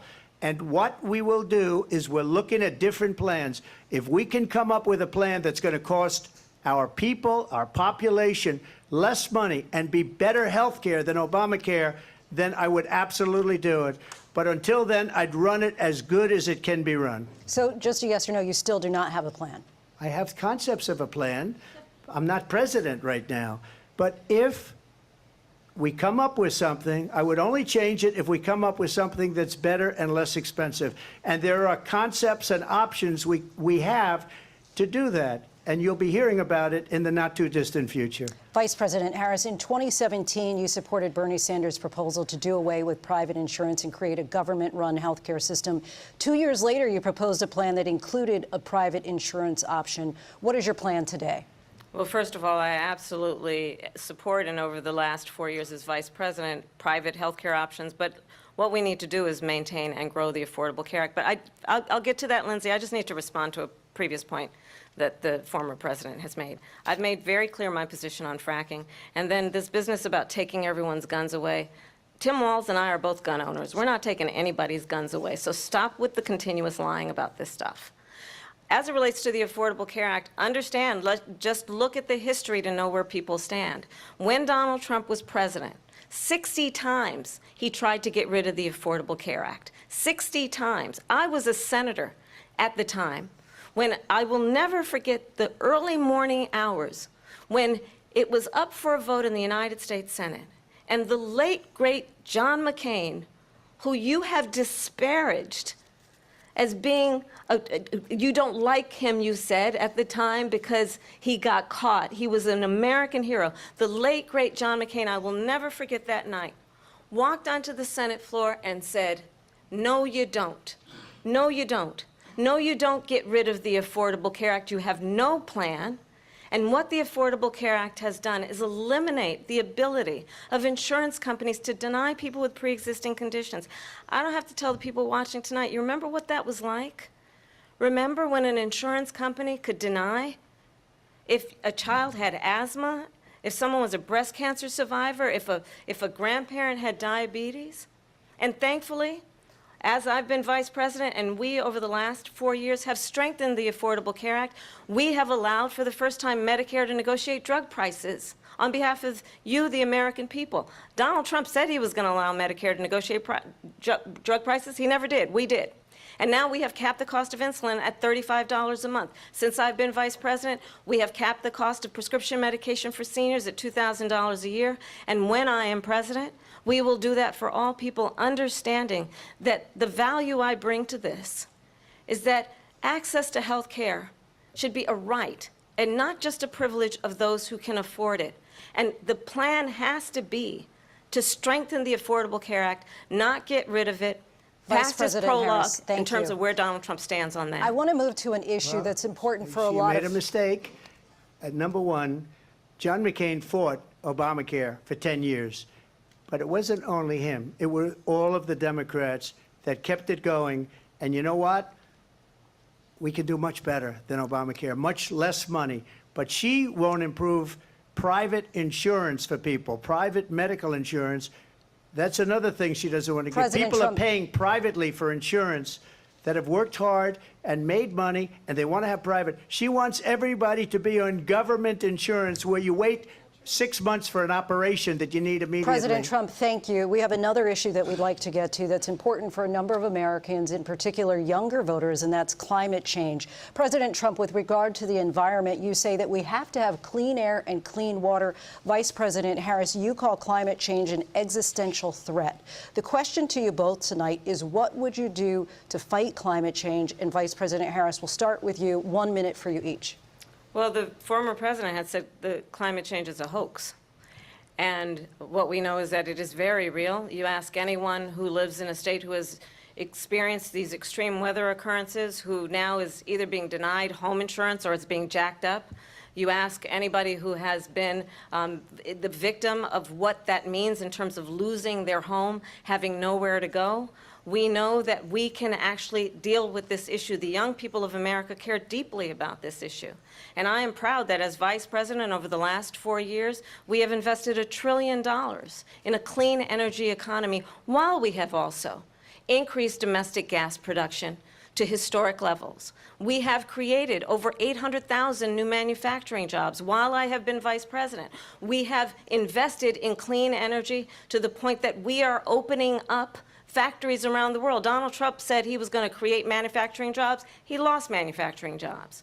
And I'm also proud to have the endorsement of the United Auto Workers and Sean Fain, who also know that part of building a clean energy economy includes investing in American-made products, American automobiles. It includes growing what we can do around American manufacturing and opening up auto plants, not closing them like happened under Donald Trump. Vice President Harris, thank you. It didn't happen under Donald Trump. Let me just tell you, they lost 10,000 manufacturing jobs this last month.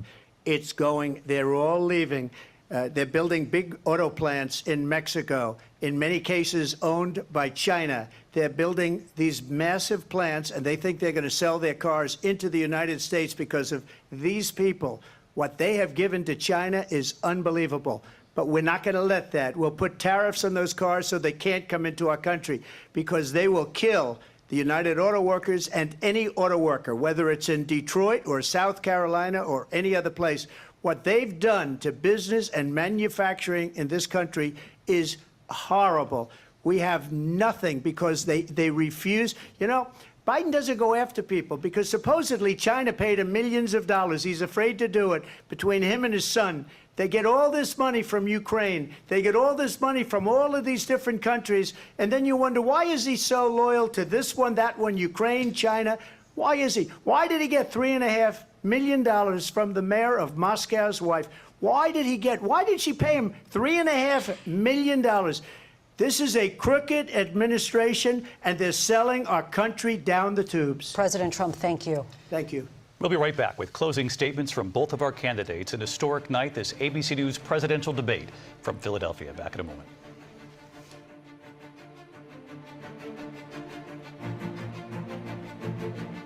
The ABC News We presidential still hear debate people. This will is still continue live after uncut. this. I'm going to open up the phone lines as soon as they This end. PBS News We can presentation discuss. is I made welcome possible by Democrats, Consumer Republicans, Cellular, Green this Party. is Sam. How may I help you? This is a pocket dial. Well, somebody's pocket. Thought I'd let you know that with Consumer Cellular, you get nationwide coverage with no contract. That's kind of our thing. Have a nice day. and by the Corporation for Public Broadcasting, and by contributions to your PBS station from viewers like you. Live, uncut, Thank you. unedited, people.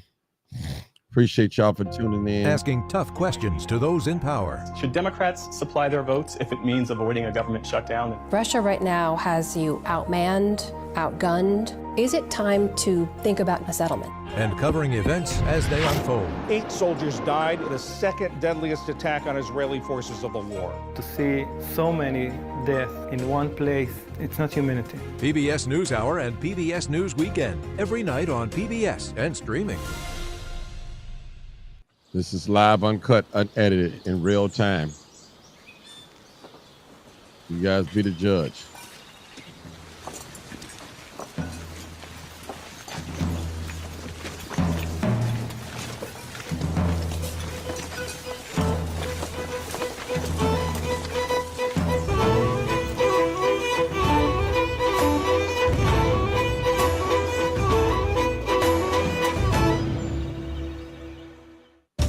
No cameras, Live, no uncut, witnesses. unedited. That's convenient. Still here.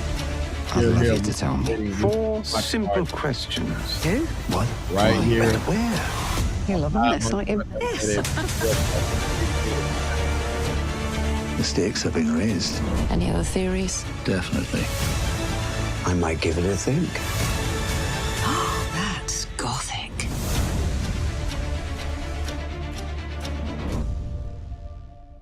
Welcome to the Okavango Delta. This is nature at its absolute finest. This is crazy. This is a battle. That is powerful. Like a king. Oh my god. Oh my god.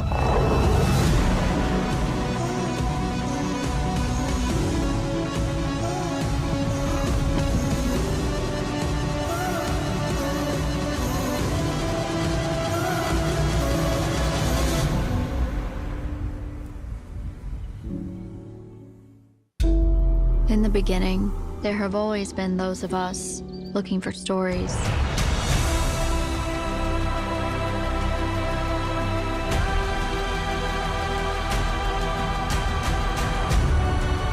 This is a huge moment. Live. I feel like there's nothing around that can stop me. Open up the phone line. When this is over, we can talk. It's your being. It's who you are. We need to do something to make a change. I know that there are people like me up there. We need to have a voice. It's what you do next that matters. You start to discover a deeper part of yourself. My whole world changed instantly.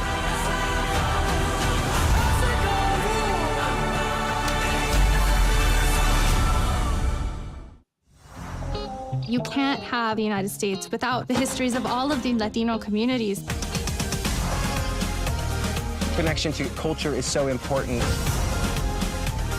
I move and feel in my traditions and my stories. We love, we respect, and loyalty. We still live on set. We have changed U.S. history. Sí, se puede. You can just wait. We cover all the angles. We report the facts. We find clarity. PBS is here, delivering the credible, reliable, thoughtful election coverage you need to make informed decisions.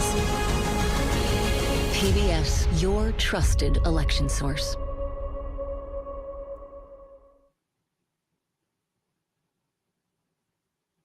Live from the National Constitution Center in Philadelphia, Pennsylvania.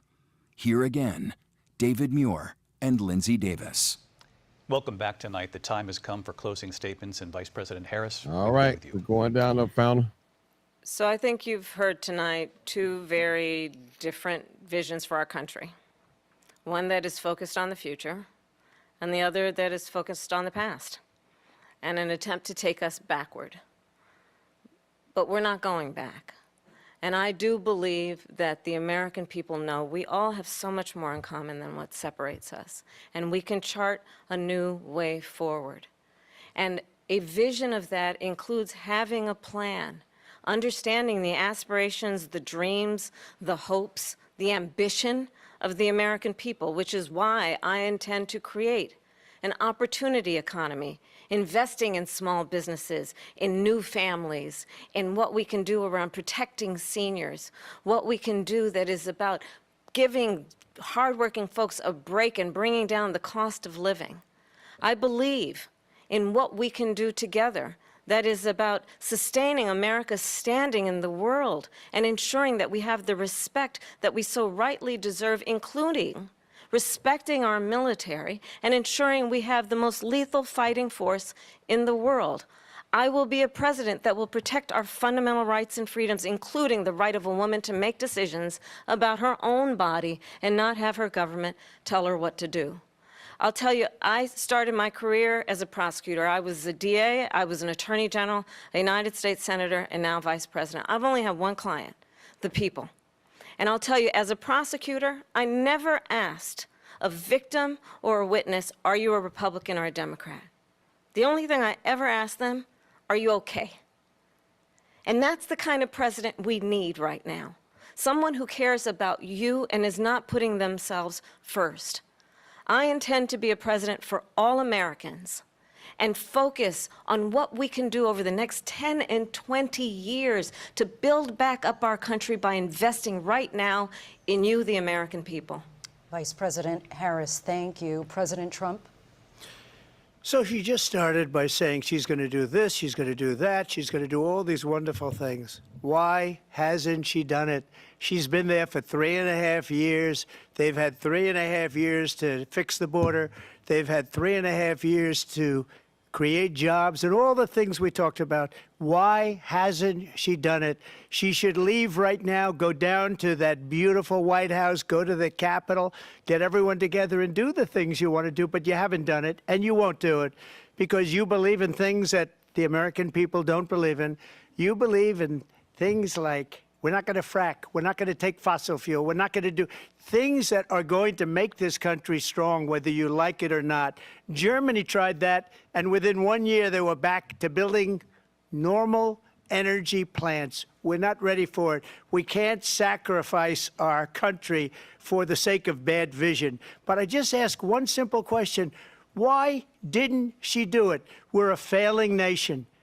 We're a nation that's in serious decline. We're being laughed at all over the world. All over the world, they're laughed. I know the leaders very well. They're coming to see me. They call me. We're laughed at all over the world. They don't understand what happened to us as a nation. We're not a leader. We don't have any idea what's going on. We have wars going on in the Middle East. We have wars going on with Russia and Ukraine. We're going to end up in a third world war, and it'll be a war like no other because of nuclear weapons, the power of weaponry. I rebuilt our entire military. She gave a lot of it away to the Taliban. She gave it to Afghanistan. What these people have done to our country, and maybe toughest of all, is allowing millions of people to come into our country. Many of them are criminals, and they're destroying our country. The worst president, the worst vice president in the history of our country. President Trump, thank you. And that is our ABC News presidential debate from here in Philadelphia at the National Constitution Center.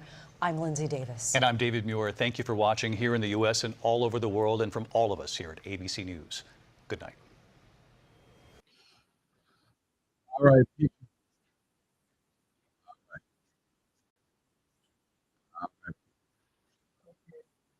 All right, people. We watched it in its entirety. Let me open up the phone lines. I'm getting ready to open up the phone lines so we can call in, and I need you guys to talk and tell us what the American people, what you guys, those of you are Americans, what are your thoughts about this? And I'm going to be the moderator. Let me go into the phone line.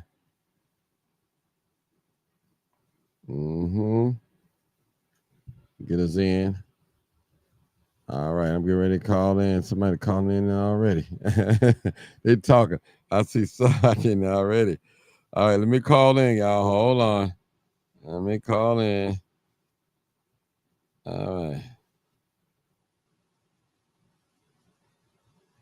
We're calling in.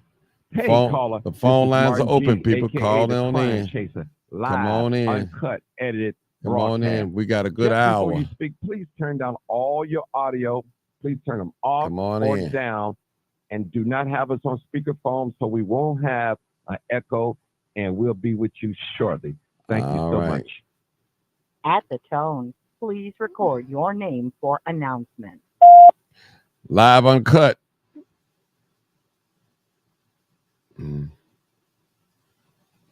All right. We got the callers.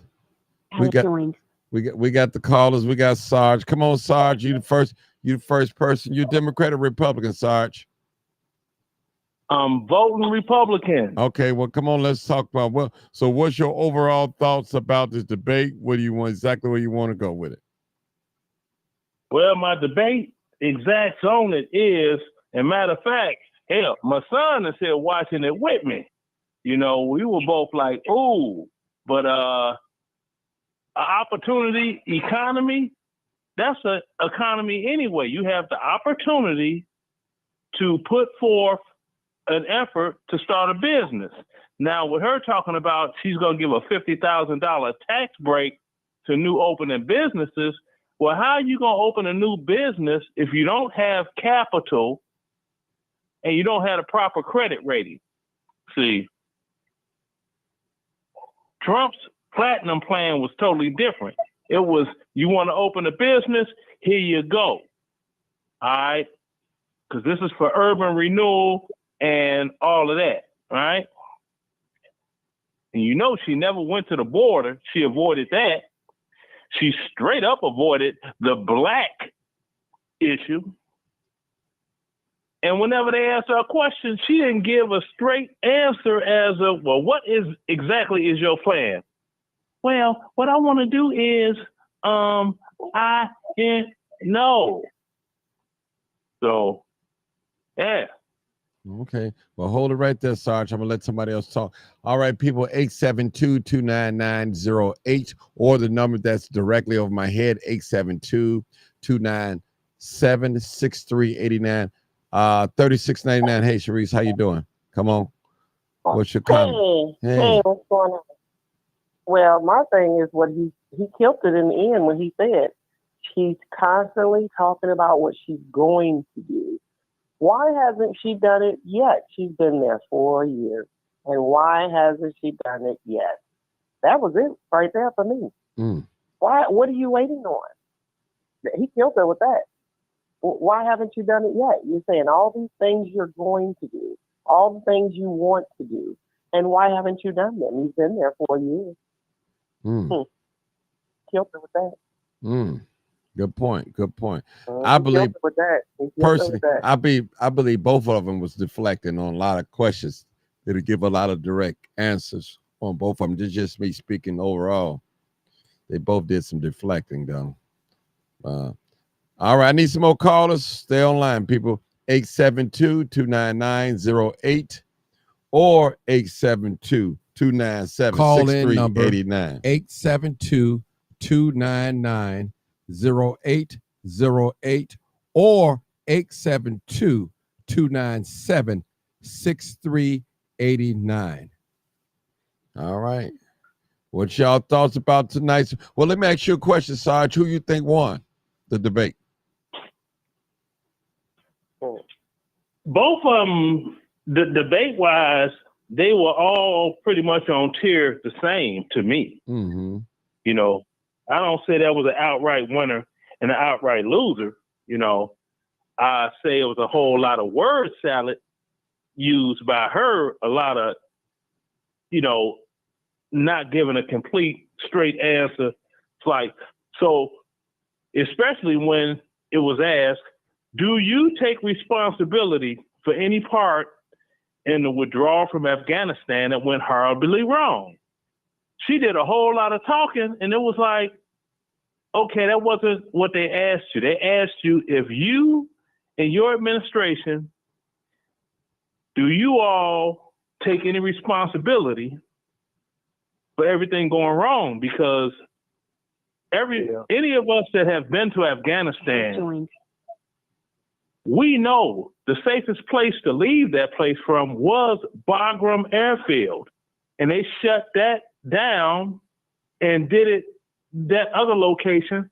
And that opened up the whole area for us to lose 13 service members. But they won't claim responsibility, and they didn't fire anybody in charge that yes manned, you know, with that. Okay, we got a new caller. Hey, Reb, Okay. What's going on? What's going on, everybody? Yeah, I just got to watching the debate myself, and you know, I see Trump. He definitely stand on what it is that he has always been saying, even in his rallies. I've been following his rallies. He said he's standing on the things that he was saying that he's standing on, like Mark was just talking about with the 13 troops that was lost in the departure. You know, when it came to the hard questions, he definitely he dodged them by continuing to use Trump's name and pointing out flaws in his presidency. And you know, I'm still not confident in her.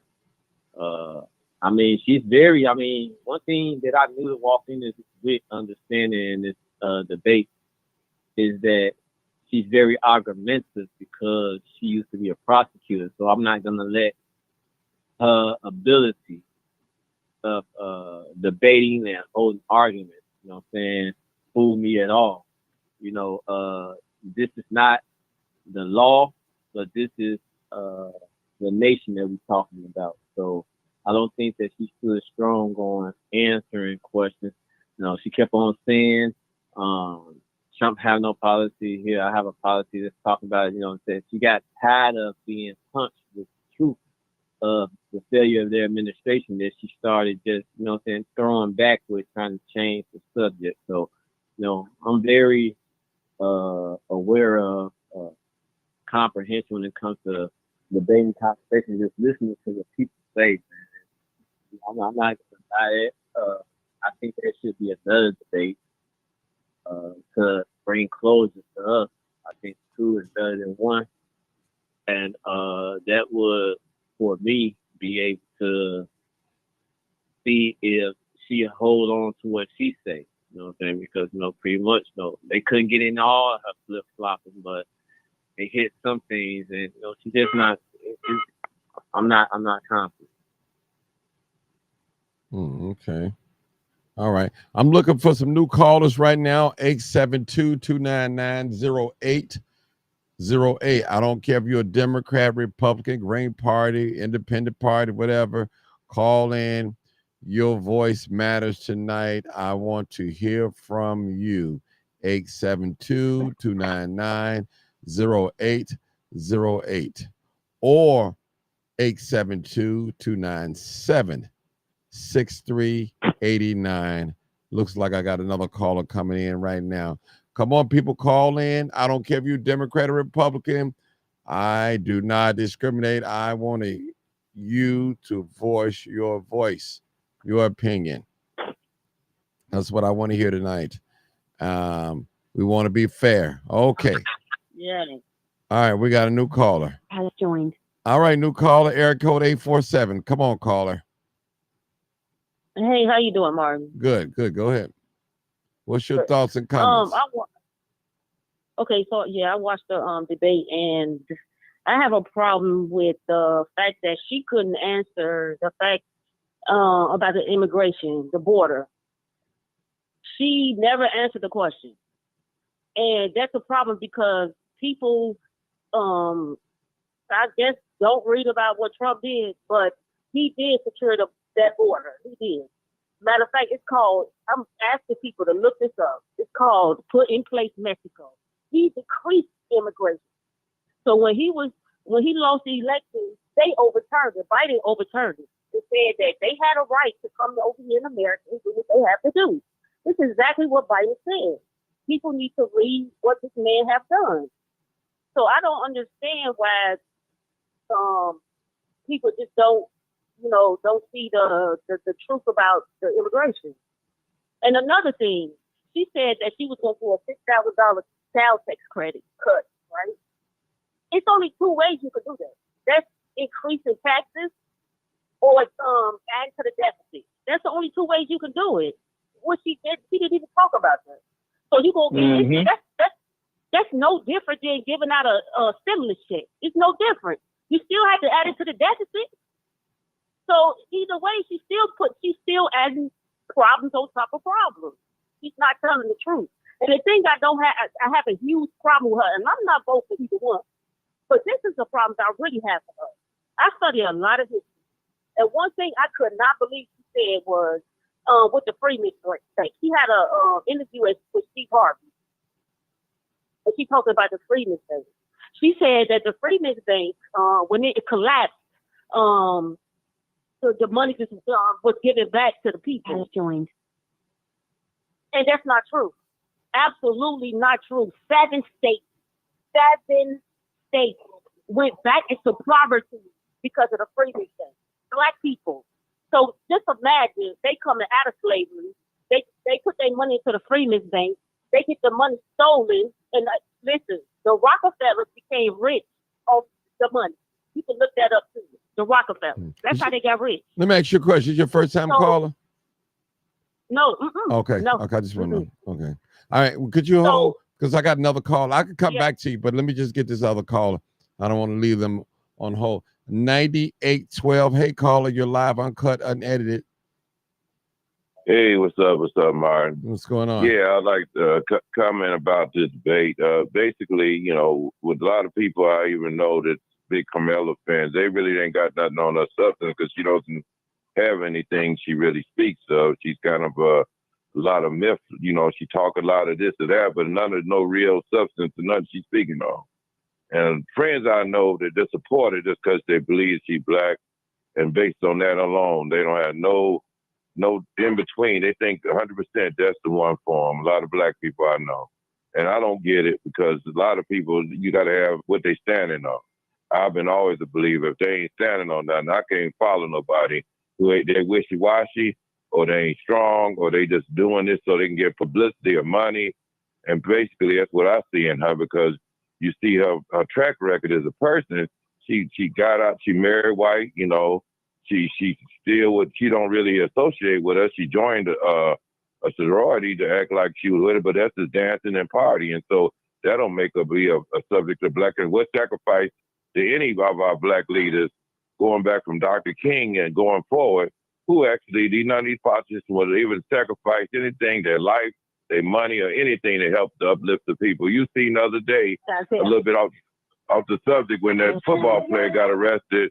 All these people up roar about that, but I had a football player years ago who stood that knee and said to stop this police violence. They blackballed him out of football, Colin Kaepernick. So we stick by black people don't really have nothing, no good, don't mean it's no good. And basically that's what she is, on the same page. Okay. All right. I got a question asked for the panel, but we got another caller right now. But the question is, are you guys voting? And that's number one thing I want. I know we have a lot of comments on here, a lot of people talking, which is okay. I want to hear from you guys.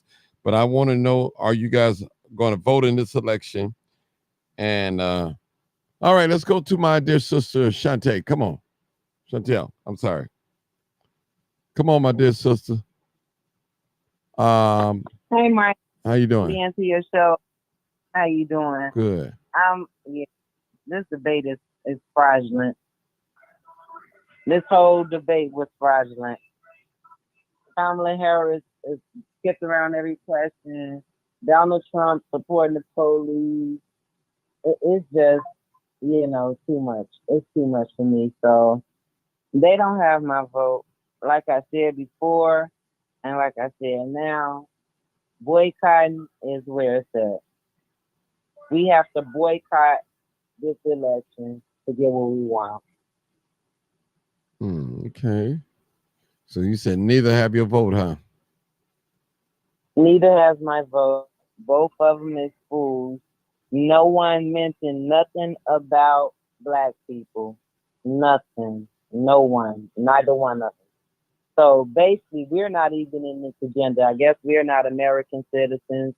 We're not, included in this election because they mentioned immigrants, migrants, and everybody else, and what they trying, Pakistanians, and whatever they trying to do. So don't be a fool to what's going on. Please, don't be a fool to what's going on. We need to stand up as black people, demand our vote is heard and accounted for, period and point blank. Because as of right now, we are the Ringling Brothers. We are the black circus that's in Washington Park right now. We the black circus that's in Washington Park right now. They take us as a joke. They take us as a joke.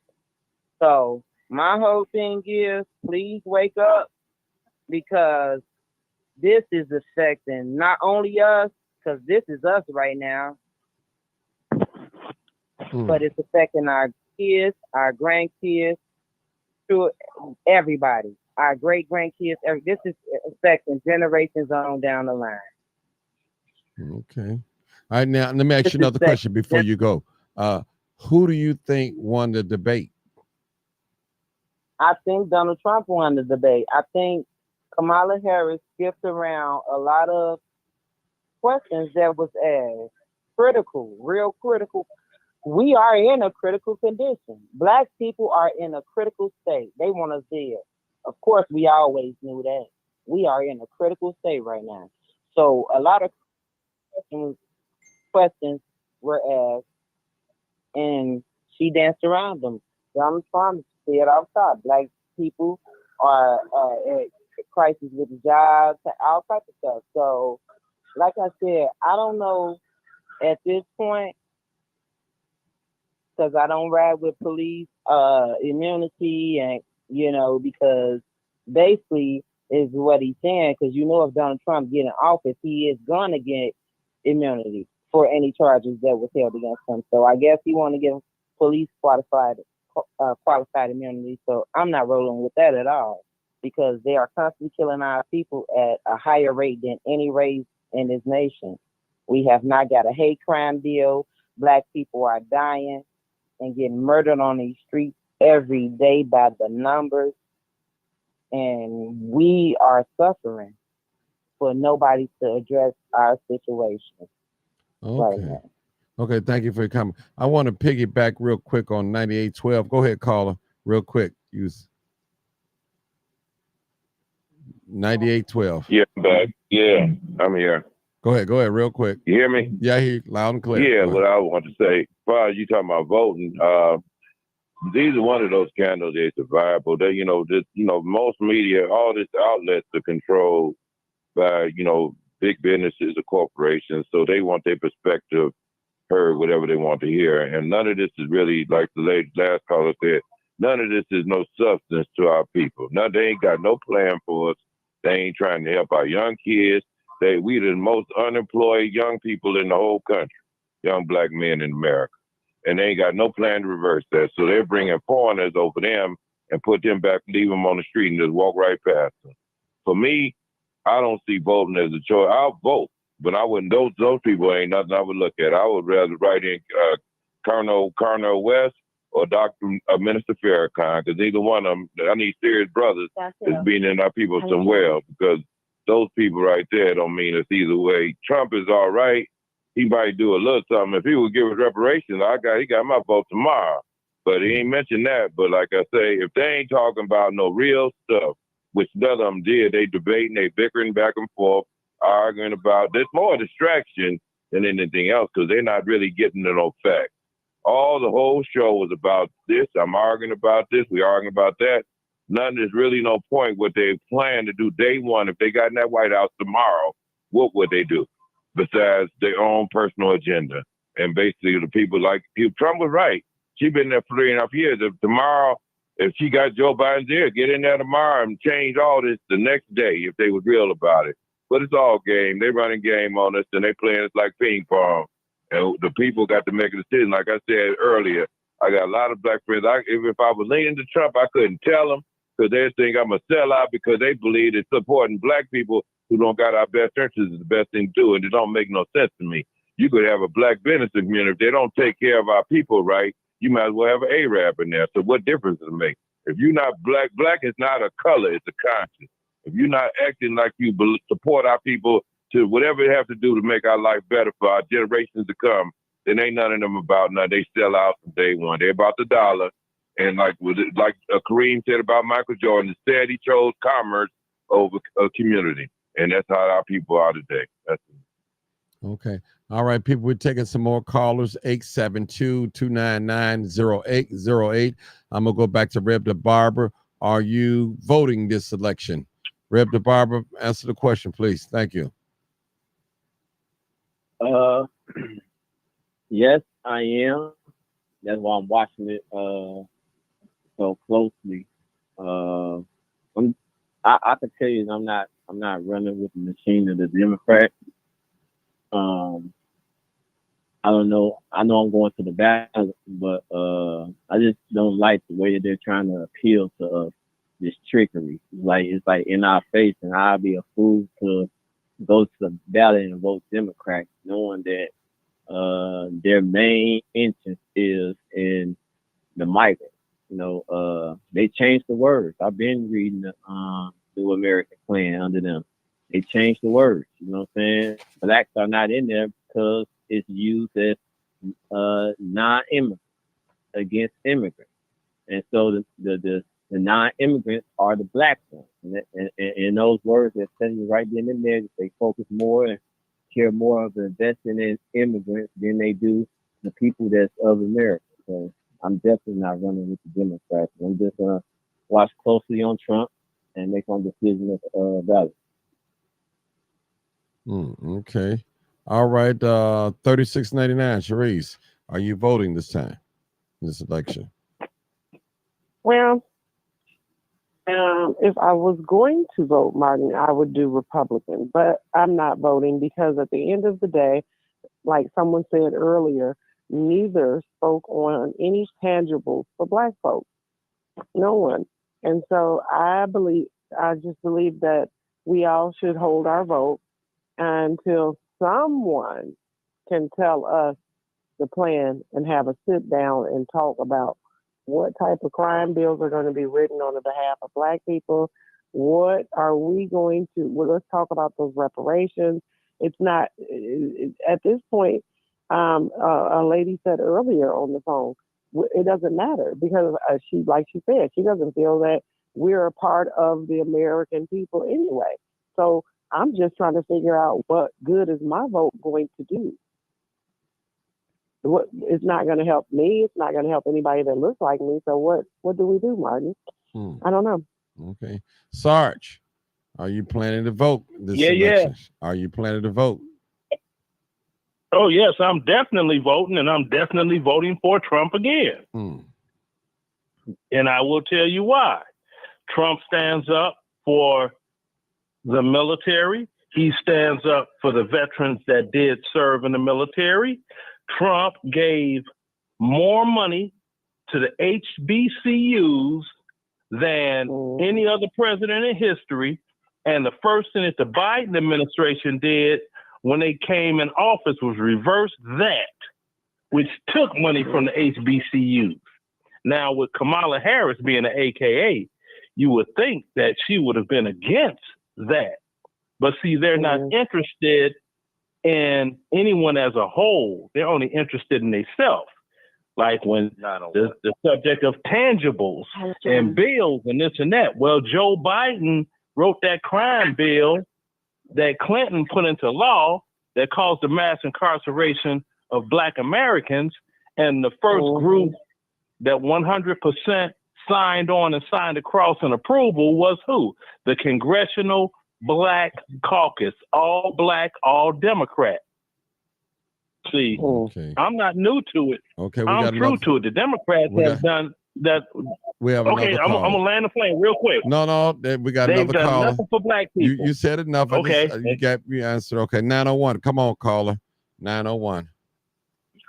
What's going on, Martin? What's going on, my brother? It's what we talked about. Oh, nothing much. It was what we talked about last time. You just asked everybody where they voting, and the answer that they gave is that proves my point. That if you don't vote, the thing about the reason why they can get those migrants in because we were not voting at a historical level. That's why we didn't get anything. And they are trying to replace us and everything. It looks really bad. It looks bad for us either way it goes. Because I think, in my opinion, if Kamala get in there, they're going to crash this economy in 3 months. But as far as the debate's concerned, she ate him up. She exposed him, strategically exposed him. He didn't have not one plan. And if you notice one thing, he spoke about himself. He didn't speak about the American people, what he's going to do. And as far as that mass deportation is going, Biden has the lowest. And he's deporting more people than Trump at this point right now. And another thing, he told them not to sign the bill that the Republicans and the Democrats worked on. I know everything's going on in Chicago, but the truth about the matter is he cannot mass deport those people. That is a pipe dream. It has to go to the Supreme Court. Obama tried it. They made Obama send the folks over there and get them. Send a plane over to get them people. They have to have a hearing. If either one of those parties was serious about immigration, they would hire 200 more federal judges and start that process like that. The thing about it is, who is hiring these migrants? Is it Democrats or is it Republicans? Republicans are hiring those things. And the reason why everything's going down in Chicago is because y'all mayor is the one who identified as the sanctuary city. He the one who did that. So this thing what Sarge talking about as far as the HBCUs, Trump did nothing for the HBCUs, not a thing. The thing what he did was he gave them what Obama gave.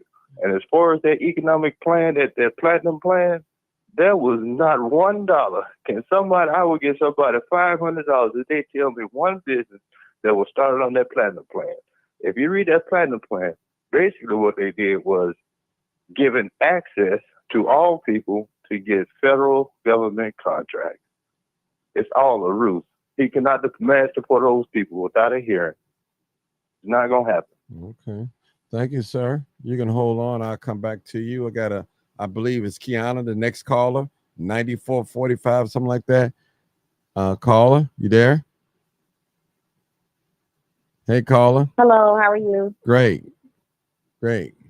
So are you voting? Are you planning on voting?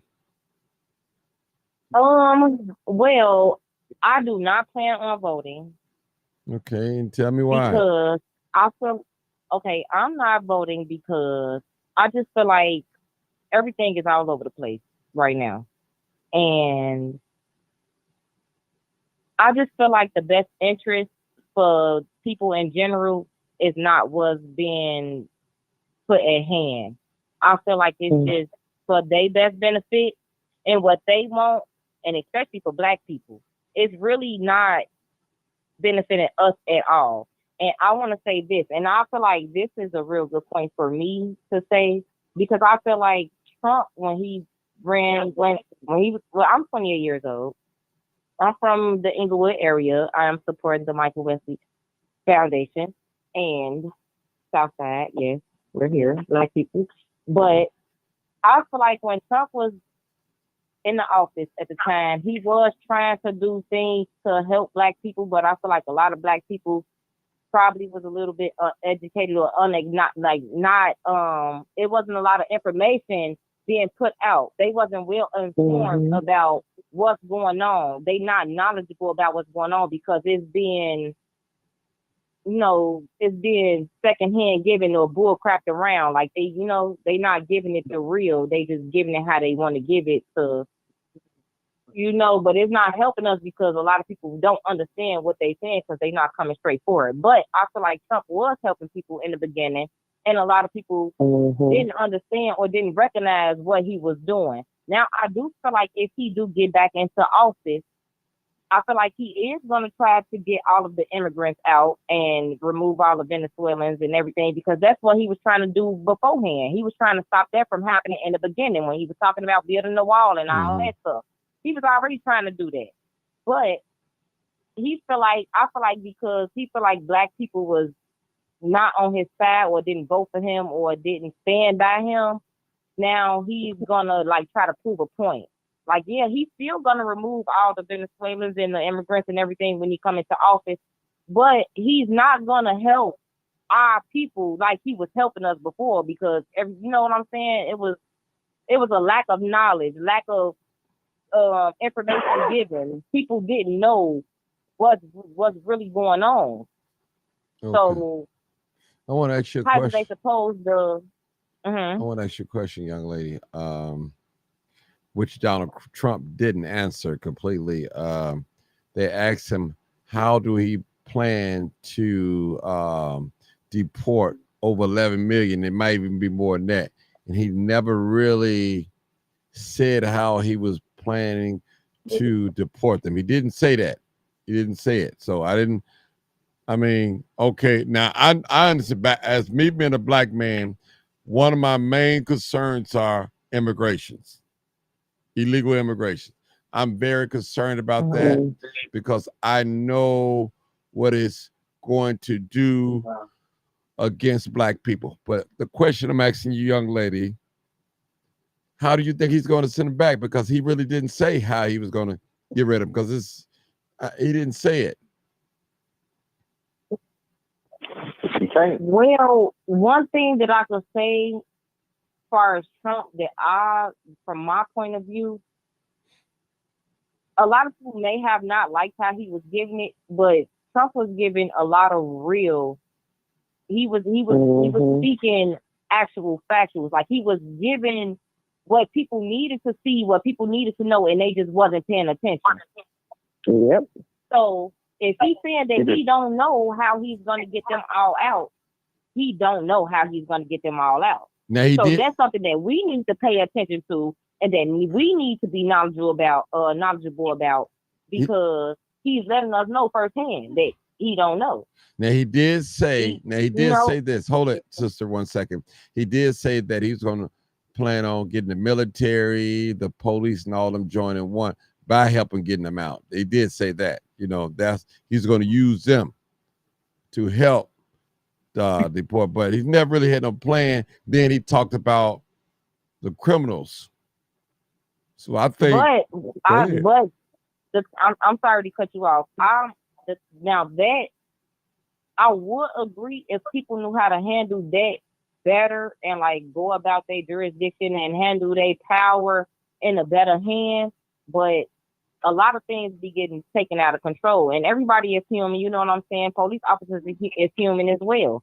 They get scared and they react irrationally. They do things that's out of their character. You know what I'm saying? Things, could never, but they do things and they use it because they have that power to do it.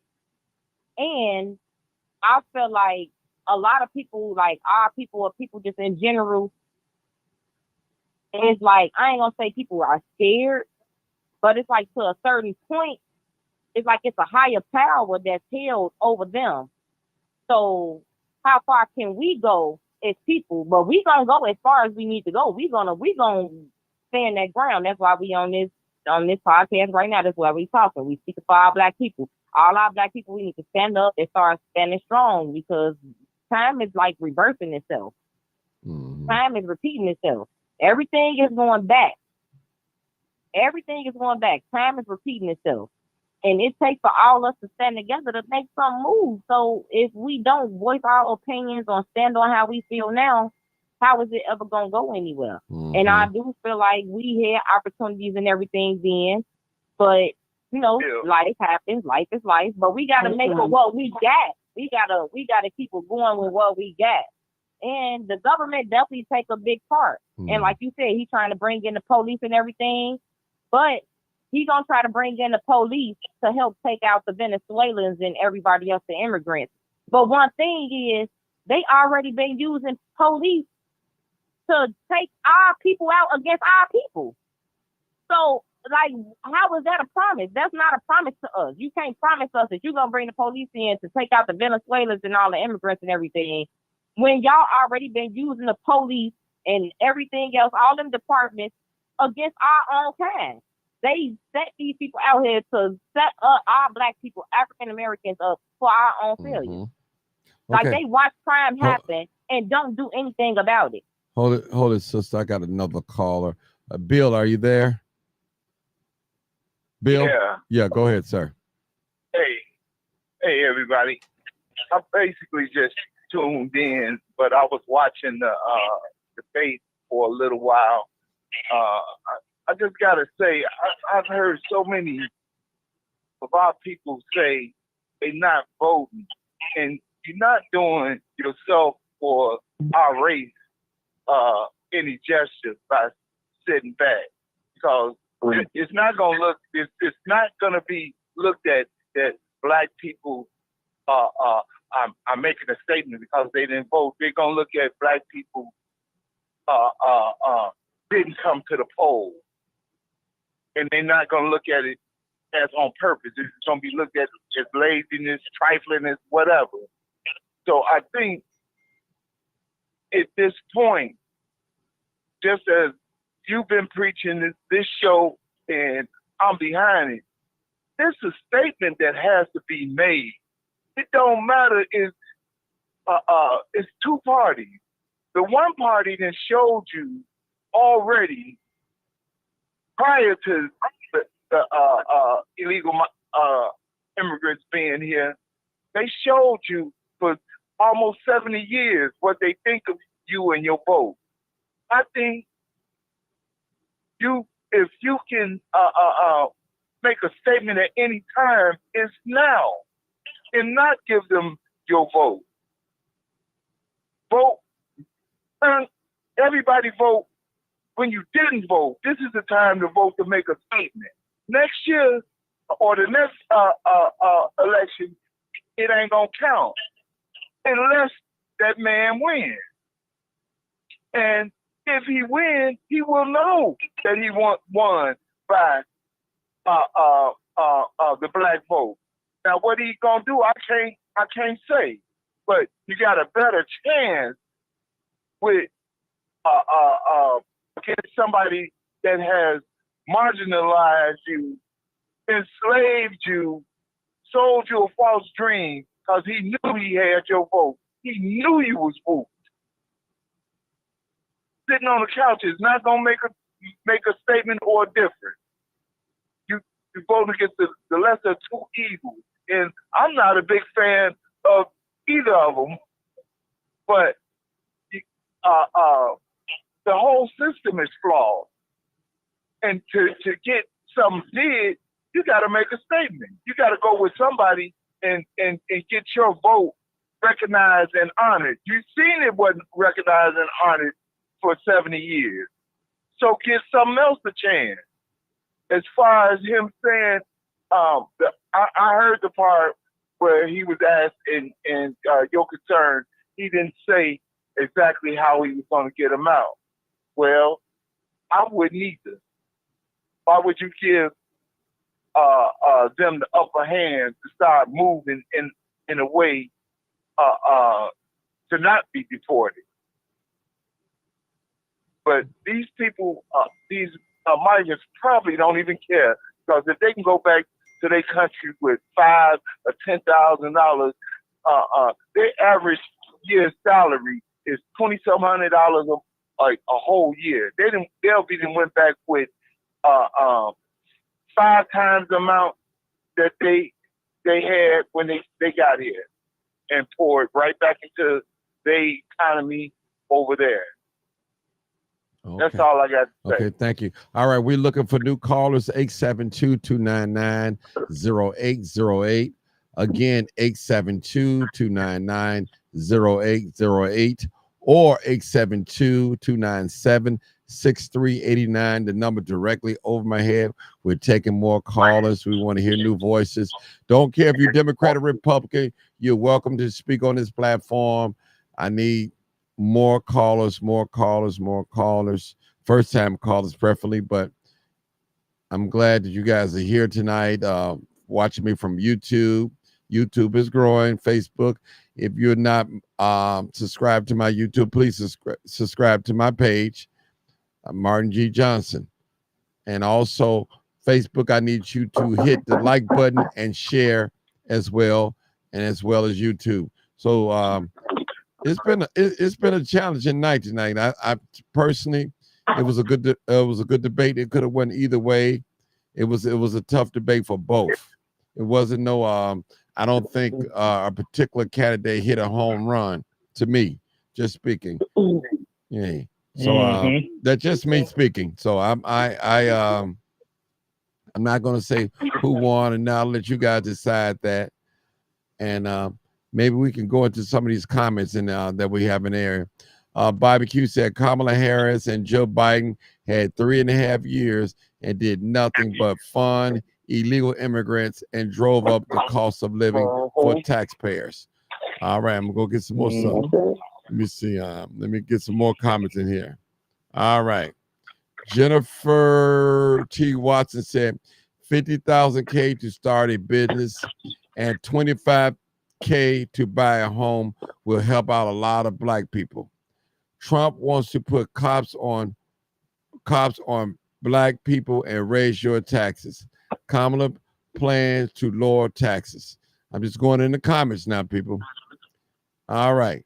No call ID said, I'm voting because I don't want the other to win, because if I hold my vote, the one I don't want to win will going to win. All right. Somebody's okay. Mark, can I say something? Yes, sir. Can I answer that question, Martin? Yeah. Go ahead. Hurry up. 1 minute, because I want to read the comments. Go ahead. This concern that comment that you just read concerning Trump want to raise taxes and Kamala want to lower them. I mean, they may appeal they want to lower taxes. Biden did the same thing and won. And at the same time, you look at the past 3 years of these taxes, they haven't been lowered, and there haven't been any tax breaks or anything. So, like somebody was saying, they'll appeal to us one thing just to get the seat, but as soon as we get in, they'll make us something had to happen in order for us to not hit our mark. You know what I'm saying? So that's what I'm saying. It's falling. The thing about what Trump did in his administration, what he said he was going to do, except anything that he was held back from. And we, to get COVID happen, that made him focus more on the nation that wise rather than, and still dealing with the things that we had to deal with the foreign policies and all that stuff. So we see the proof of what happened in the administration, no matter how people feel about them, no matter how they call them a bigot, whatever they want to call them. Yeah, he could be an asshole to some people, but you got to think about your values. And if he's selling you and really showing actions to prove of what he said he is, then man, we got to stop being stupid. Don't continue to fall for the same thing. Like I say, he's not going to lower no taxes. He's going to have no other choice. It's going to hurt us in the future after she give out this $25,000 for every home, which is not the black folks, but the migrants. You know what I'm saying? That's going to hurt the economy in the next 4 years for the future for the next president. So, all right. We're going to read another comment. That's going to stimulate. Yeah, hold on, please. I want to read another comment. Ronnie Johnson, what's up, cuz? I'm still trying to. Okay, I'm still trying to figure out how did Joe Biden ever get the clearance by any doctor that he was mentally fit and healthy enough to be the president of the United States. Then also he goes on to say he couldn't even keep up with his administration after being elected. And he tripped and fell downstairs every time he was boarding an airplane or walking up to a building or outside of the building. That's some of the comments. All right. Let's go to Woods. He said Democrats have let in 11 to 20 million illegal immigrants during these 3 years and basically giving them our reparations. All right. Okay. Now, Crystal Watson said we could have been watching the same debate. She did not win. Okay. She's talking. Okay, let me see. All right, I think we got another caller.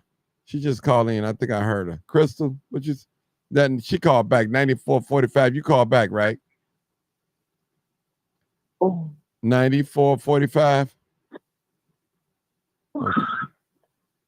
Okay. Well, don't worry. Barbecue says, don't be fooled. Sierra here, Martin. Sierra Forward. Sierra, okay. Right, give me 1 second. I'll come right back to you. Barbecue said, don't be fooled if elected Kamala Harris will continue the same old Joe Biden playbook. Okay, come on, my dear sister. 9545, real quick. Go ahead. Go ahead, sister. She must be listening to me on Facebook or YouTube. Kiara. Yes. Okay, I need you to turn down Facebook because there's a delay. I can tell because you're not answering me. You can't. I'm not on. You on YouTube?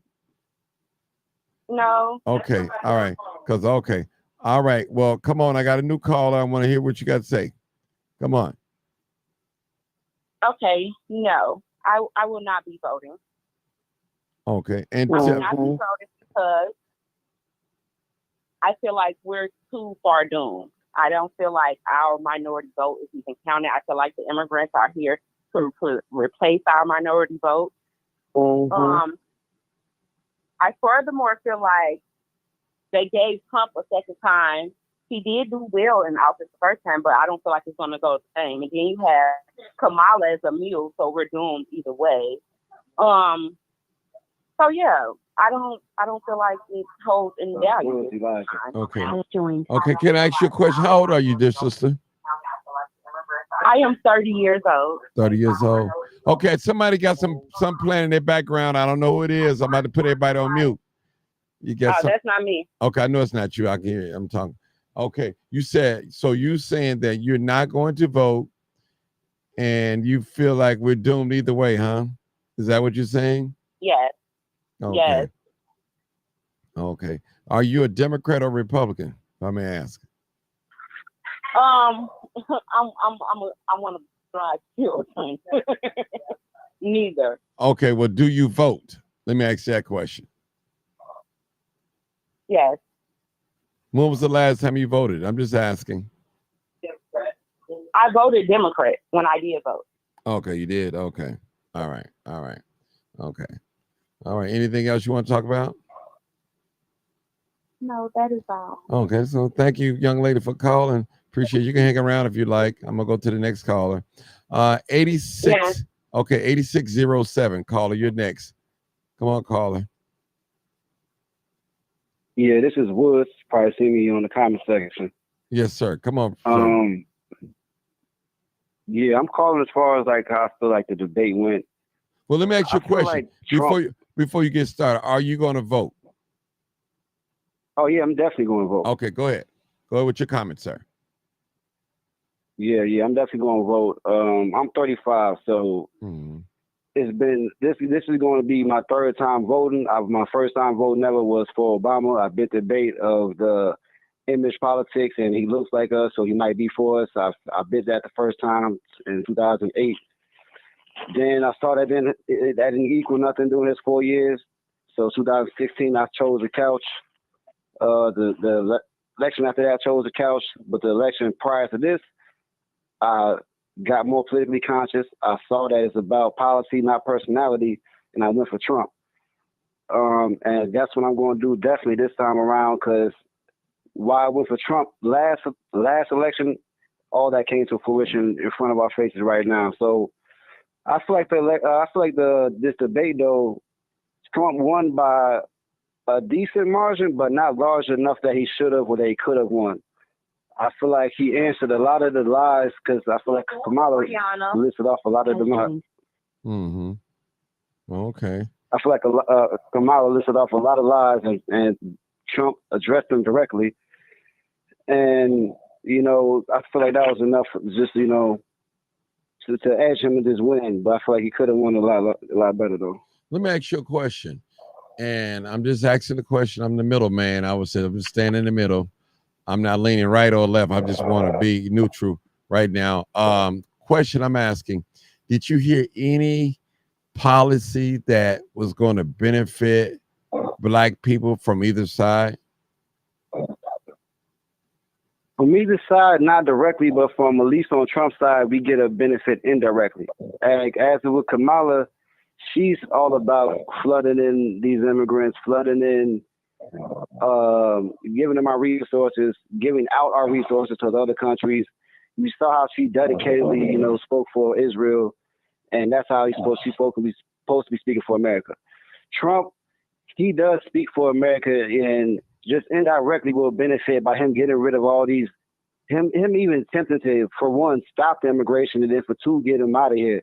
Like right now in the news, just yesterday, they said it's an all hiring freeze just to face this deficit that Chicago's in. Chicago's almost in $1 billion deficit by itself just from this immigration. So by default of Trump addressing that and attempting to get rid of that, that's going to help benefit Black people by default, just right there. Okay. All right. Okay. Let me go. I hear y'all guys. Let me go to the call. They called back again. 9545, and they must want it. They hung up or something. Did you want to say anything again? 9545. That's Bree. Bree, I'm sorry. Go ahead. Did you want to say anything, or you just? Okay, I'm back. My name is Brianna again. I'm back. Okay. Now, I do have something else that I want to say. Right. Let's hear it. Because I don't want to make it seem like, okay, if we was to be the Venezuelans or the immigrants, sometimes you got to think beyond race, and you got to think about, like, what if we was to be in this predicament? You know what I'm saying? What if we was to be in the same predicament that we was in, and we had to be shipped over or traveled over to them, and would they be so welcoming to us? So, and then again, like, if something was to come and butt head, at the end of the day, not trying to go back in a days, but time do repeat itself. If we was to have to go against the Caucasians, the white, whatever the case may be, the first people that's gonna team up against with them, we gonna team up with each other is the African Americans and the Hispanics, the Venezuelans, all of us. We gonna be a team. So it's like we can't go against in a way, if it was to hit the fan,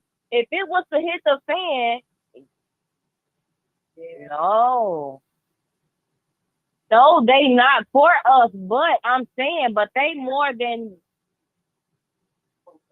they close. No. Yeah. Okay. They're not going to team up with you.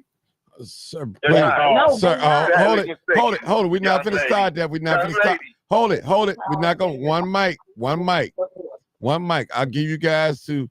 You can rebuttal what she have to say, but let her speak. Please let her speak, because all of us screaming and hollering. We're not gonna do that tonight. We're not gonna do that tonight. Okay, go ahead, my dear sister. Give you another minute. Okay. No, maybe it's just me. Maybe I'm not all the way knowledgeable as much as I need to be. But I feel as though if stuff was to hit the fan and if it was to go back into those days, like people would be able to get themselves together and team up, but not with, you know what I'm saying, the Caucasian. Like people would be able to gather themselves and be like, all right, this is what we need to do for ourselves. But if they trying to turn us against each other, because that's what they trying to do. That's what they trying to do. They really trying to turn us against each other. They trying to turn us all against each other. That's what they trying to do. Okay, when you say all, who you talking about, the illegal immigrants or black people? I mean, you against I'm black. talking about both parties. I'm talking about both parties. I'm talking about the illegal immigrants and the black people, but they trying to turn black people against black people, period. That's first thing first. They trying to turn black people against black people because they know that's the easiest way to take our own kind out, because they don't got to do too much. They know that we very vengeful. I ain't going to say vengeful, but, you know, we know our history and we not accepting a lot of things that's going on and then stuff that's still going on right now, the way that they trying to make stuff play out, especially with the law enforcement, police, the governmental stuff. They try to control us. That's like a form of control. And sometimes you got to break that barrier. You got to break that chain. And we as black people, we got to break that chain. You can't keep letting nobody hold you on onto something that you think is a custom, because you only adapt to your surroundings. And this is the surroundings that they trying to adapt us to. But you got to broaden them. You got to step outside you a product of your environment, and you just gotta step outside of that because it's so much bigger than that. But a lot of people don't know that. That's why we gotta be here for each other and spread that word so we could let each other know that it's bigger than what we think, and we can come together All as right, one. sister. And I'm gonna let somebody else man. respond to what you had to say, because I think who was that had a disagreement with what she said. You can speak now. I think that was Bill. I'm not sure. Yeah, it was Bill and myself. Okay, okay. I'll let you go next, Sarge. Go ahead. Go ahead, Bill. The young lady is sadly mistaken. There's not another race that's gonna team up and fight with black people on no occasion. You have had some Jewish people when it comes to legal stuff over the years, but no other race is, especially when it comes to a physical situation. I'm just so disappointed that there's so many people and been harping on this stuff for a while on your show before it even got popular on the internet. We are in a dire situation as a race of people. People not getting that, man. To not hold the Democratic Party accountable right now. You can always go back if they get in tune with what your people need. But it's up for grabs, and up for grabs don't mean sit on the couch, because either way it goes, sitting on the couch, you're not gonna get recognized for anything or any result.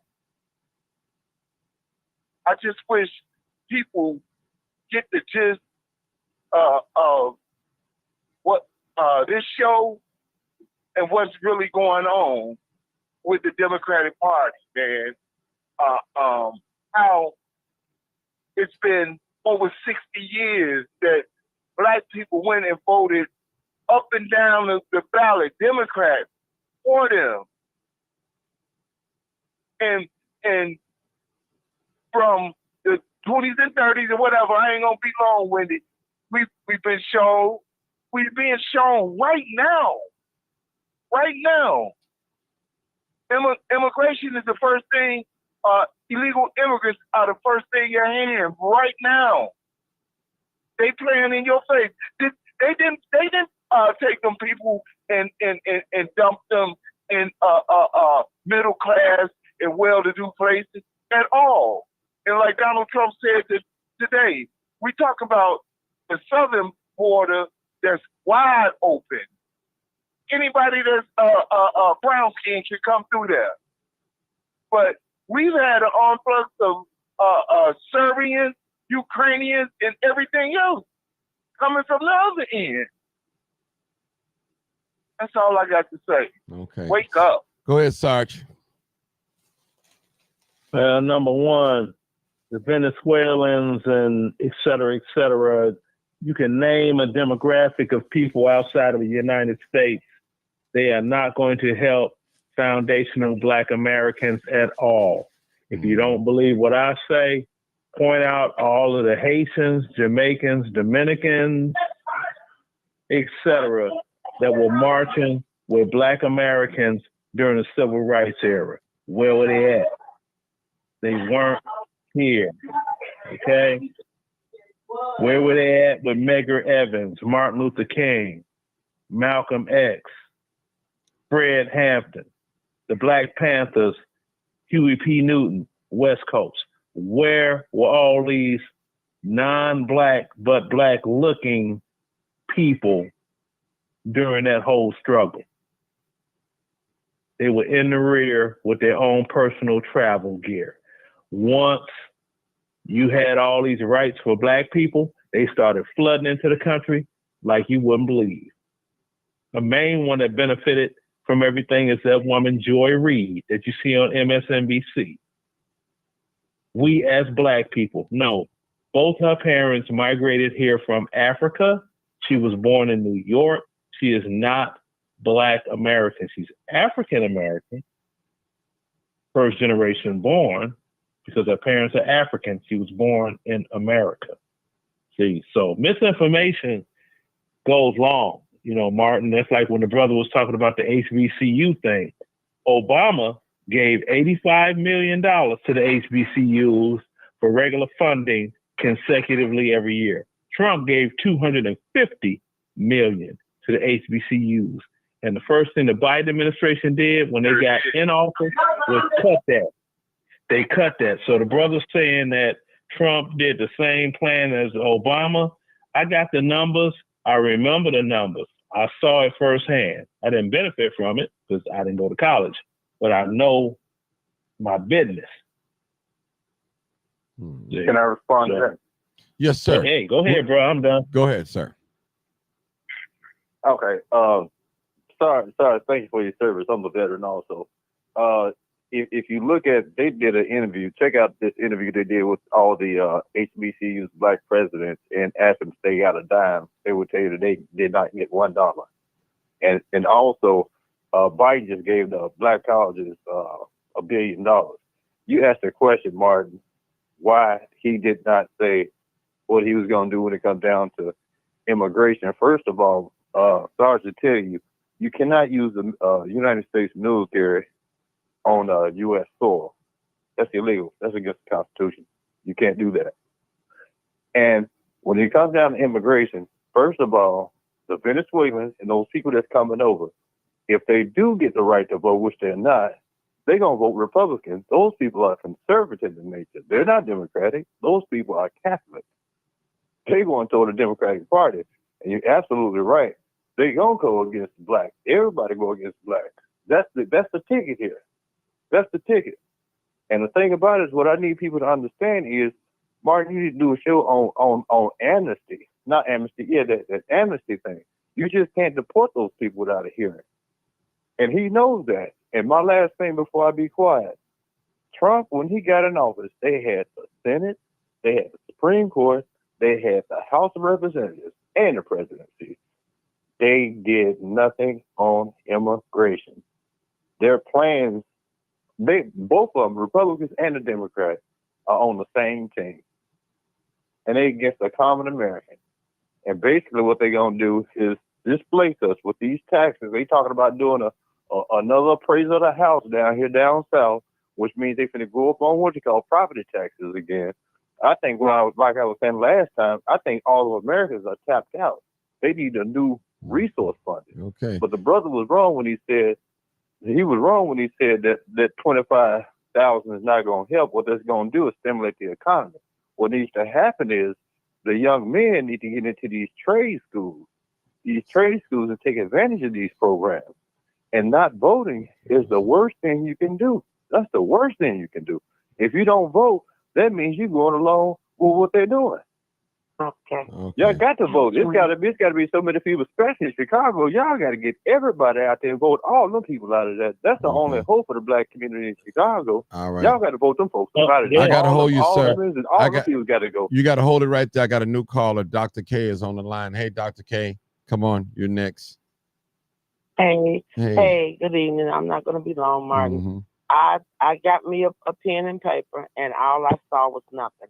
I didn't hear anything. I heard no plan. I heard nothing that made sense. I'm just hearing, well, you said this and you said that. And I'm like, okay, is anyone going to answer the questions? They answered no questions. All they did was sit up and say what she said, he said, who went to the rally, who didn't go to.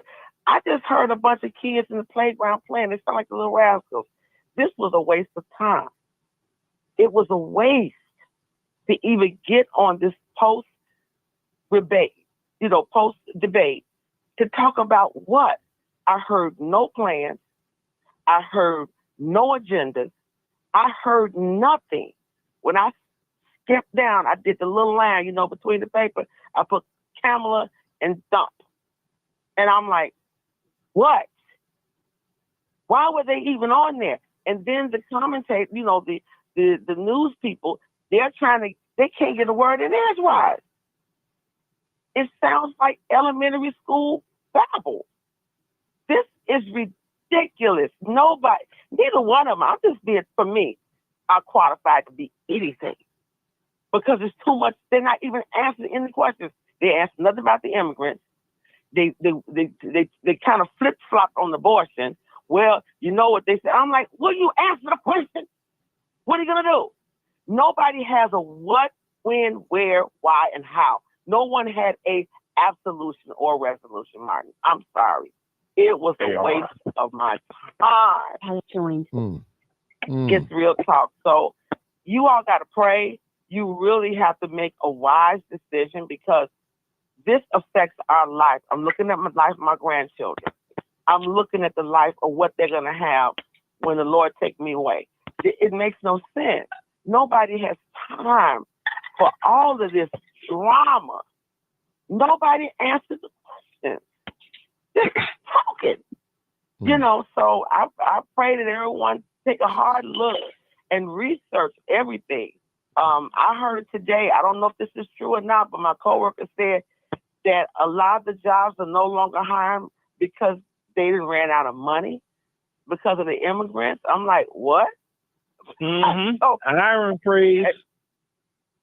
You heard that too? Yeah, we heard that. Go ahead. We got it. Go ahead, Dr. Sanders. And that's what I'm saying is that this is a bunch of this. I'm like, this is a hiring freeze. So I'm like, this makes no sense. But nobody said nothing. They just kept saying what they heard each other saying. And I'm like, this is not a debate. This is nothing but the little rascals. I've been better off watching cartoons.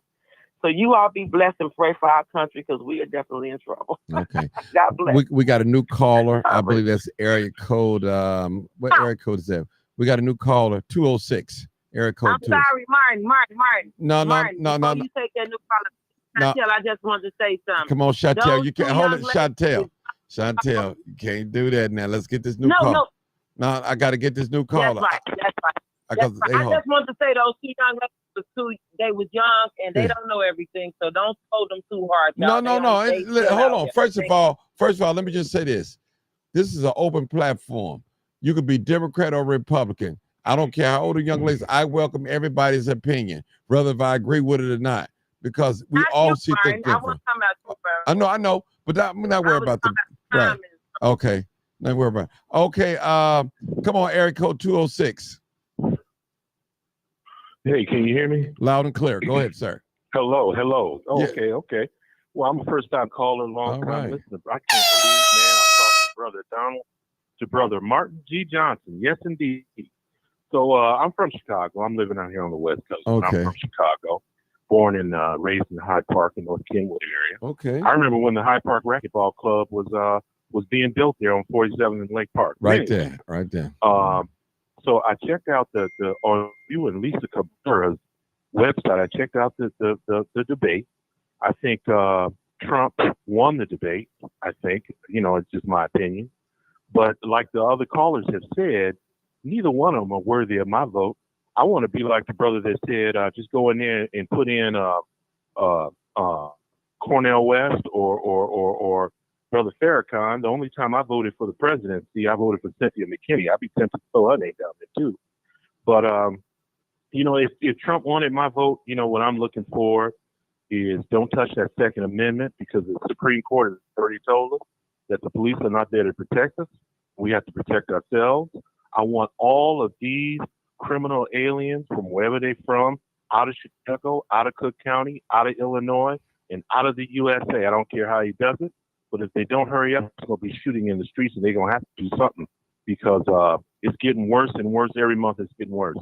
And a few more points, and then I'll be quiet.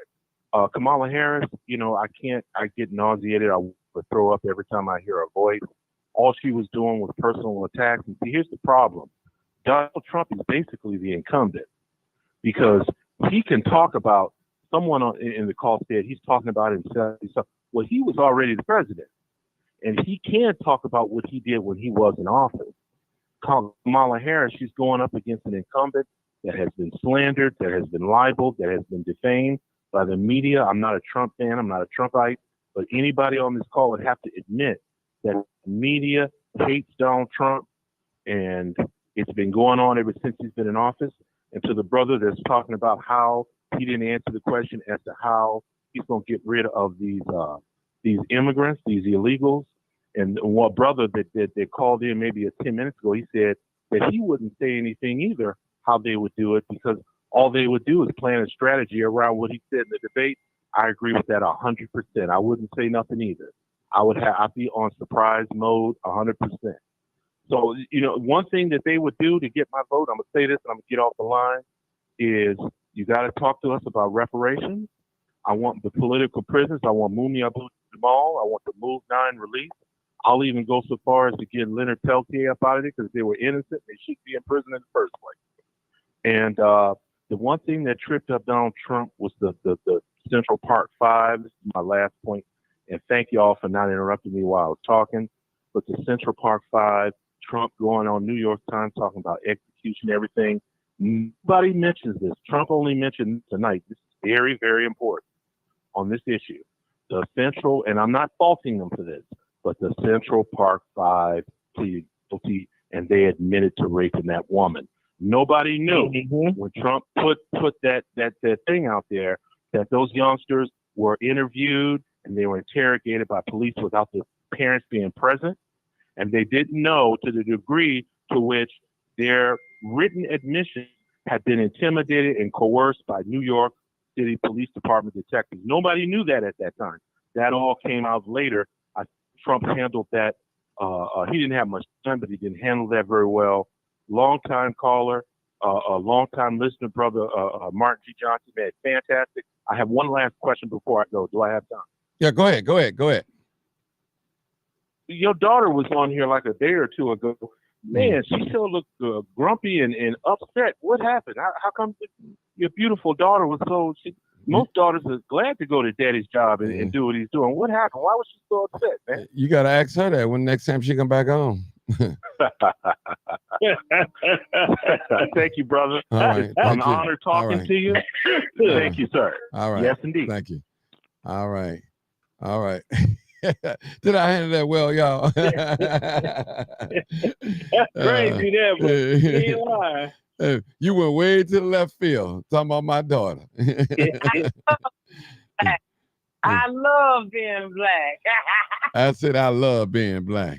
I'm telling you, she's just a teenager, brother. She's just a teenager. She got a lot to learn. All right. Let's go to this comment section. I'm waiting on some more callers. Okay.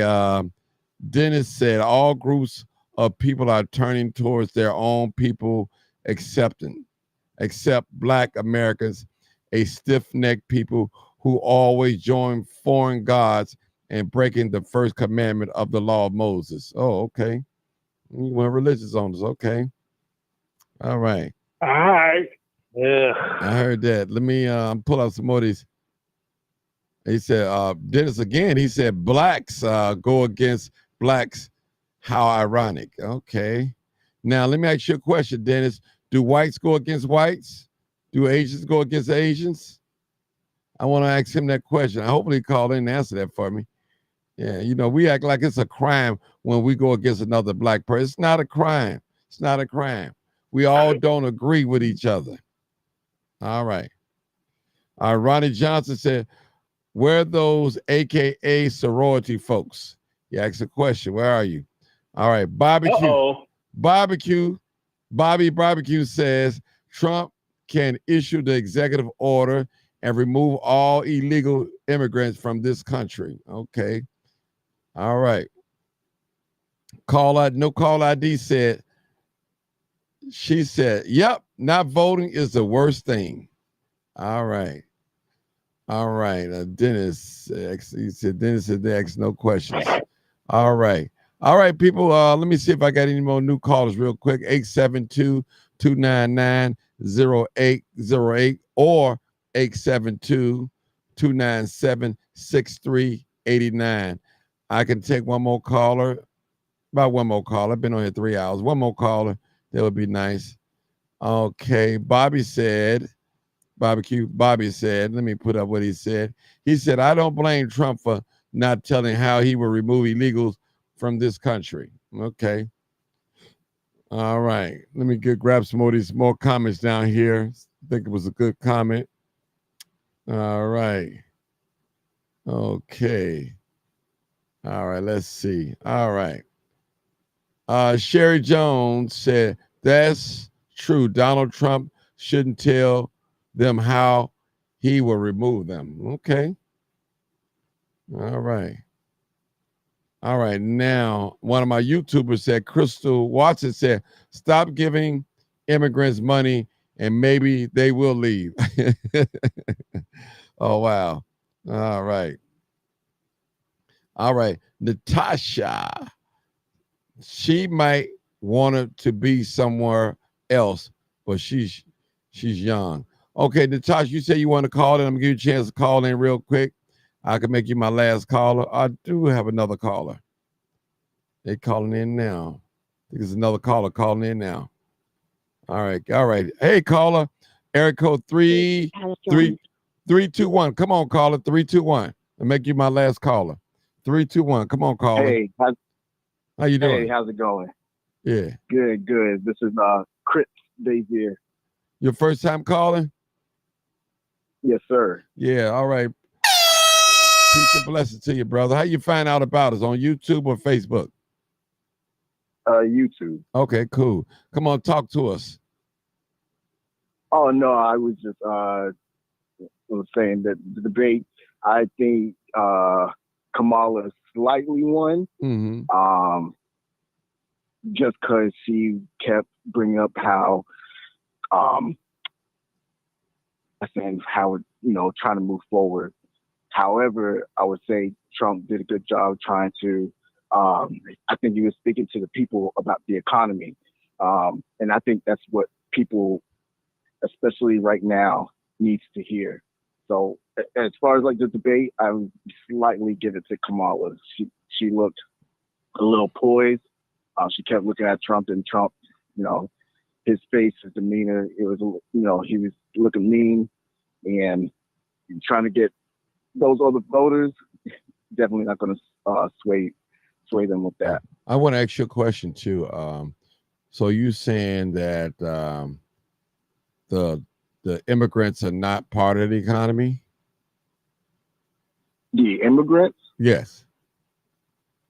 No, I never said that. But, no, I'm asking you. I didn't say you said that. So I'm asking you, are they a part of the economy? You said Kamala wanted to get back with the economy. So I'm asking you.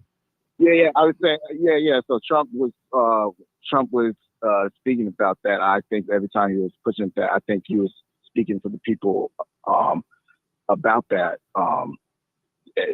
That's what I was saying. As far as like immigrants, I do believe we do need immigrants. However, there's illegal immigrants and there's immigrants. And right now, we don't know who's coming across the border. I think the border is a wreck right now. And that's Kamala's job as the vice president to protect the border. And she's personally doing a horrible job doing that. Well, quick question.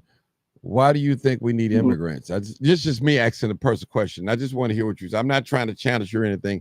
I just want to, why do you think that we need immigrants? Why do I think we need immigrants? Yeah.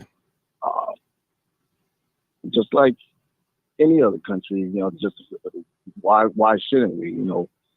We're not saying we're going to let people in. We're just not saying we're going to have illegal immigrants, people, coming in, not waiting. There's people trying to come in the country, when you look at America as a whole, traditionally people come here because, better opportunity. Me personally, because the freedom compared to a lot of other countries, the freedoms that we do have. So opportunity and freedom. That's okay. What. I have one more question. I got another call. Sure. One more question for you, my brother. Are you a foundation of Black American, or are you what I meant? You could say foundational Black American. I'm asking you. Are you that, sir? No. Okay. Yeah, okay. I'm foundational. Oh, Black not you, American, sir. yeah. Not you, sir. Not new caller. I'm talking to. Not you. Not you. Okay. No. Okay. Now, and the reason why I asked you that, because most people that are not foundation of Black America, they tend to lean toward immigration. They don't see anything wrong with it. And I understand. I'm not beating you up now, first time call. I'm just saying that's why I ask these questions. No. That's all. I'm sorry, because I don't want nobody to feel like I'm. At the end, yeah, go ahead. No, it's okay. At the end of the day, I'm a Christian first. Mm-hmm. That's how I label myself. Then I'm Haitian. I'm a Haitian Black person. Okay. That's that. Okay. Well, we want to thank you, man. Don't make this your last time caller. You can hold on. I got a new caller real quick. I guess the guy spoke his turn. Okay, caller 9605. Now you talk. Now you can talk, sir. Oh, okay. Yeah. How you doing, Martin? I'm good. This is Dennis. I always be in the chat. Okay, yeah, Dennis, you've been going hard in the chat, man. Let me talk to you. What's going on, Dennis? You've been going hard in the chat, man. Go ahead. But I got to tell you this, Martin. You know what I'm saying? I appreciate you and everything that you do, giving us an opportunity to voice our different opinions. Right. And I'm not really a talkative type person, but I do have a lot of passion on what I believe as far as my Black community. I believe that that we got a lot of people that see things different ways, but to me, it's obvious that we are under attack.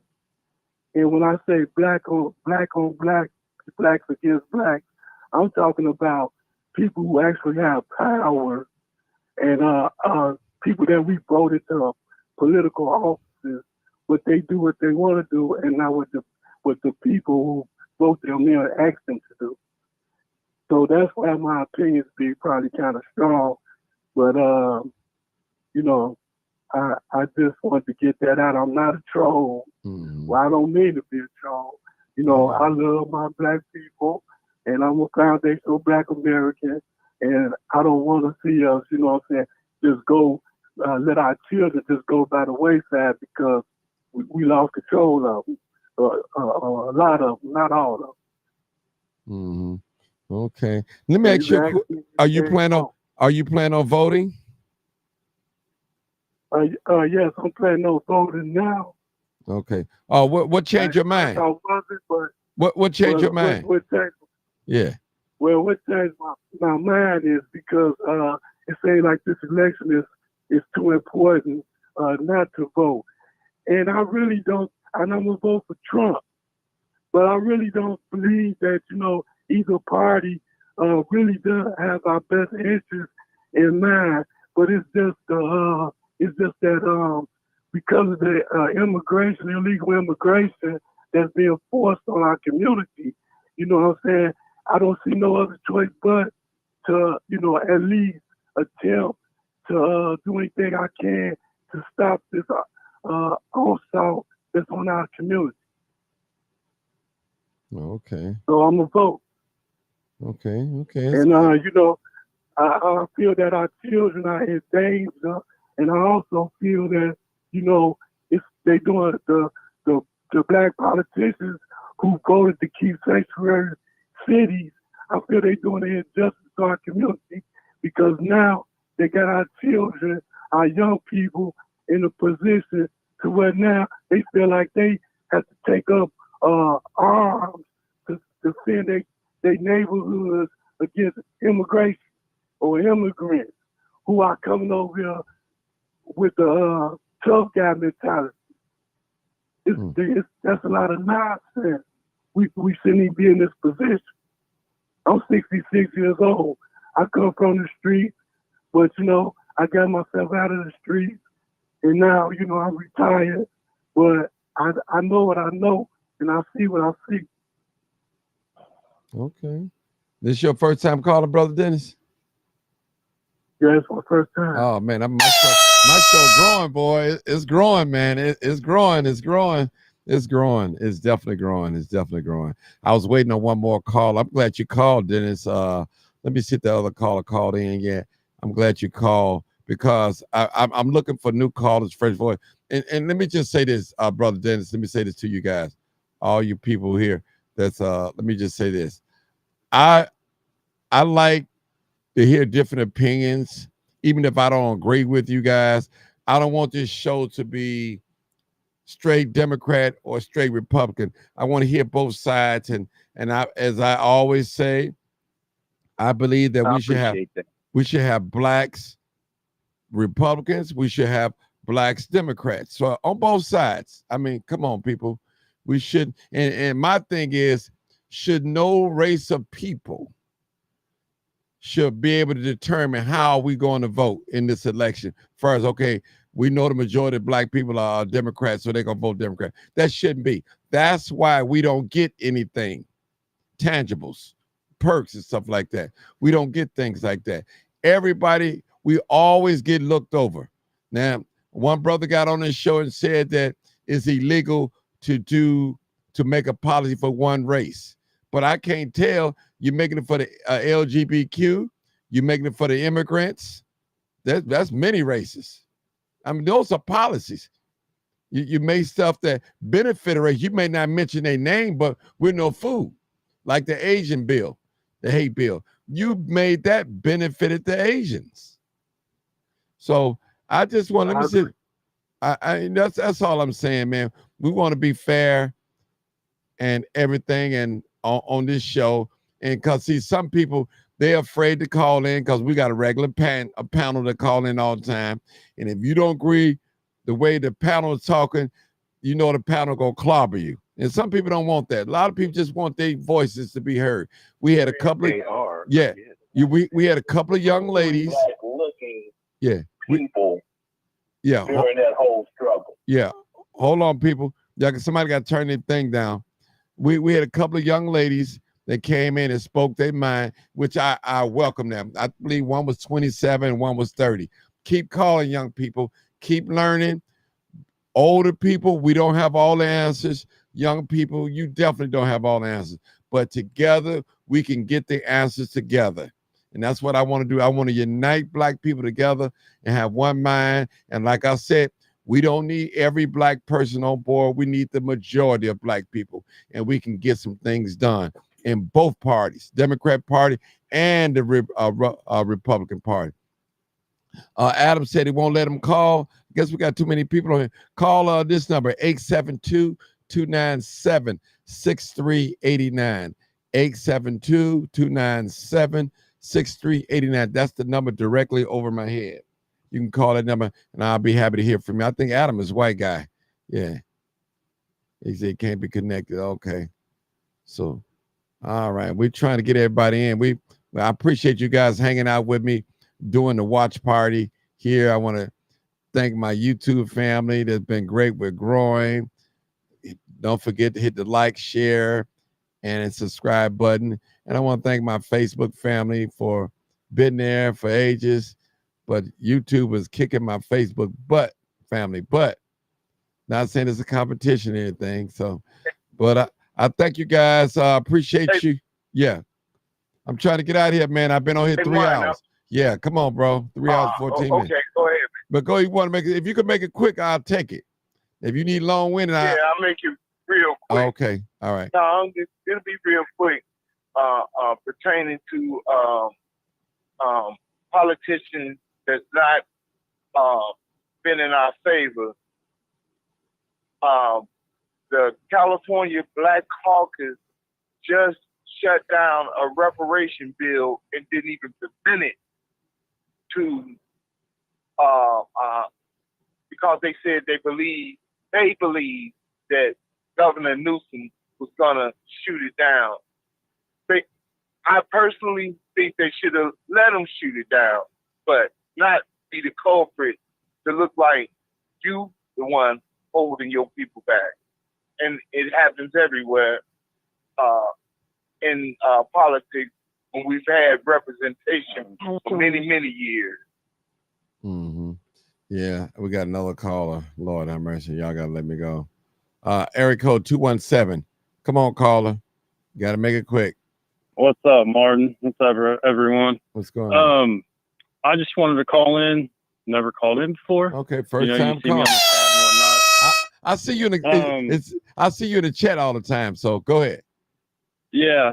So I work second, so it's hard to call in. But my family was raised Democrat.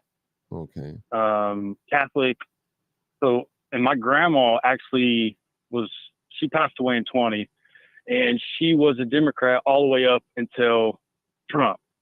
So she was Democrat during Obama, and then Trump came in, and then she, turned parties. So my mom, my dad was Union, so we're in a Union family, so obviously all Democrat, and then till, past few years or whatever. My thing is, I don't care if you come into the country. We have so many laws here that we have to, obey all the time, or we get in trouble. Do it the right way. Like I said, we got laws here. Do it the right way. You can come over here, live your life. But I mean, that's just my view. I don't care if you come over here. Do it the right way. So I mean, that's basically. What about? Let me ask you a question. What about a mass number of immigrants? You welcome that? A mass number? Yeah. I think it would take too long for a mass to come across, because I think that's why they're coming across illegally, is because the time period. I think we should change the time period, because some people, I've heard it takes 5 years to come across. If it takes up to like maybe 2 years tops, maybe a year or whatever. But I think, 5 years is kind of long, but I think it would cut down on the millions coming across, monthly, every year or whatever, if that makes sense. Okay. Then I think we could control the situation better, because right now it's just overbearing right now, and we just basically don't know what the heck to do. Right. Well, because I mean, you know what I mean? Let me educate you on a little something. As a black man, as history, in the late 1800s, we've seen this before. We witnessed this. It's history repeating itself. When you have an influx of a bunch of mass immigration coming over here, and at that time it was a lot of whites at that time, and those whites, even right now today, matter of fact, I want to pull a book up, but I'm gonna do a whole show about that. They're here, a lot of Italians and different other European countries that was coming in, and they up there now. They up there. And so what we're seeing is, if this is happening again, you got an influx of all immigrants and all that. what that's going to do is going to push black people, which we were the second largest people in this country, you know. So we had to fight for Immigration Act. Booker T. Washington, he was making an appeal to the United States Congress. So what I'm saying is we see this, we know what's going on. Then also we see what you call a divide and conquer amongst the immigrants and the black people. And you know, have some black people, we don't care for immigrants coming into this country because we know that it's going to push us down. Now, we having a hard time as being a black man, speaking on black people, getting something now from the government. Imagine if we on the bottom. Now, you got to remember, black people, when we came to this country, when we was forced to come to this country, we were stripped of everything. And when we were so-called to be free, we wasn't given anything. We was promised some things, but we had to build from ground zero, from nothing. Now, these immigrants that's coming here, they're coming here for the American dream and the resources. That's what it's all about. It's about the resources. So when we hear the immigrants work hard and they do all this, well, if you work so hard as an immigrant, why didn't you stay in your own country and build up and fight against your government and make things happen? Never in history did you ever hear about black people leaving in mass numbers to another country. Now, you heard about us migrating to the north. That's because the jobs was being offered. That you have. But I just want to throw that up. That's a whole nother subject. We're definitely going to talk about it. And that's how we feel about it. And I don't think we hate nobody, but we know what this country is capable of doing. We've been through the Jim Crow era. We've been through the mass incarceration. We've been through the war on drugs. We've been through slavery. We've been through so many things, discrimination. We've been through so many things. And when we see things like this, and we can't explain it out, but we know something is not right when it comes to black people in this country. And of course, I'm not saying that you can't make it as being a black person in this country. I'm not saying that, but not the mass numbers. It's going to be a few Oprahs, a few Obamas, a few little millionaires here and there, athletes, entertainers. It's going to be a few just to make it look good to the public eye. We call it diversity. But diversity is not for black people, it's for white people to make them look good. See, you see Obama, you see Denzel, you see Michael Jordan, you see Michael Jackson. You know, that's to point us out. But we know that the system is rigged. We know that for black people. Whether you guys want to admit it or not, we know it. We've seen how young black men get shot down unarmed. I'm talking about unarmed. And the cops get off on it. We've seen it over and over and over. Then when we tie this country up, when we loot, now they say, look at the black people. Look at the black people. They tying up with their own neighborhood. But there's a thing, what you call cause and effect. Well, what caused black people to tap the communities? What caused the black people to go against law enforcement and authority? What caused it? So, but that's another subject, y'all. Thank you for calling in, all my first-time callers. I appreciate you guys. This is live, uncut, unedited. Make sure you guys share the video. I appreciate everyone for calling in, all my new callers. Continue to come in, people. And I don't care if you're Democrat or Republican. I want to hear from you. I don't care if you're Green Party, Independent. Your voice matters on this platform, whether I agree with it or not. But if I think it's foolish or stupid or dumb, don't matter. I have an ear that I'm willing to listen to you.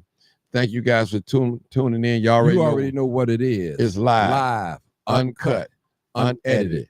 Tell the truth and what? And shame the devil.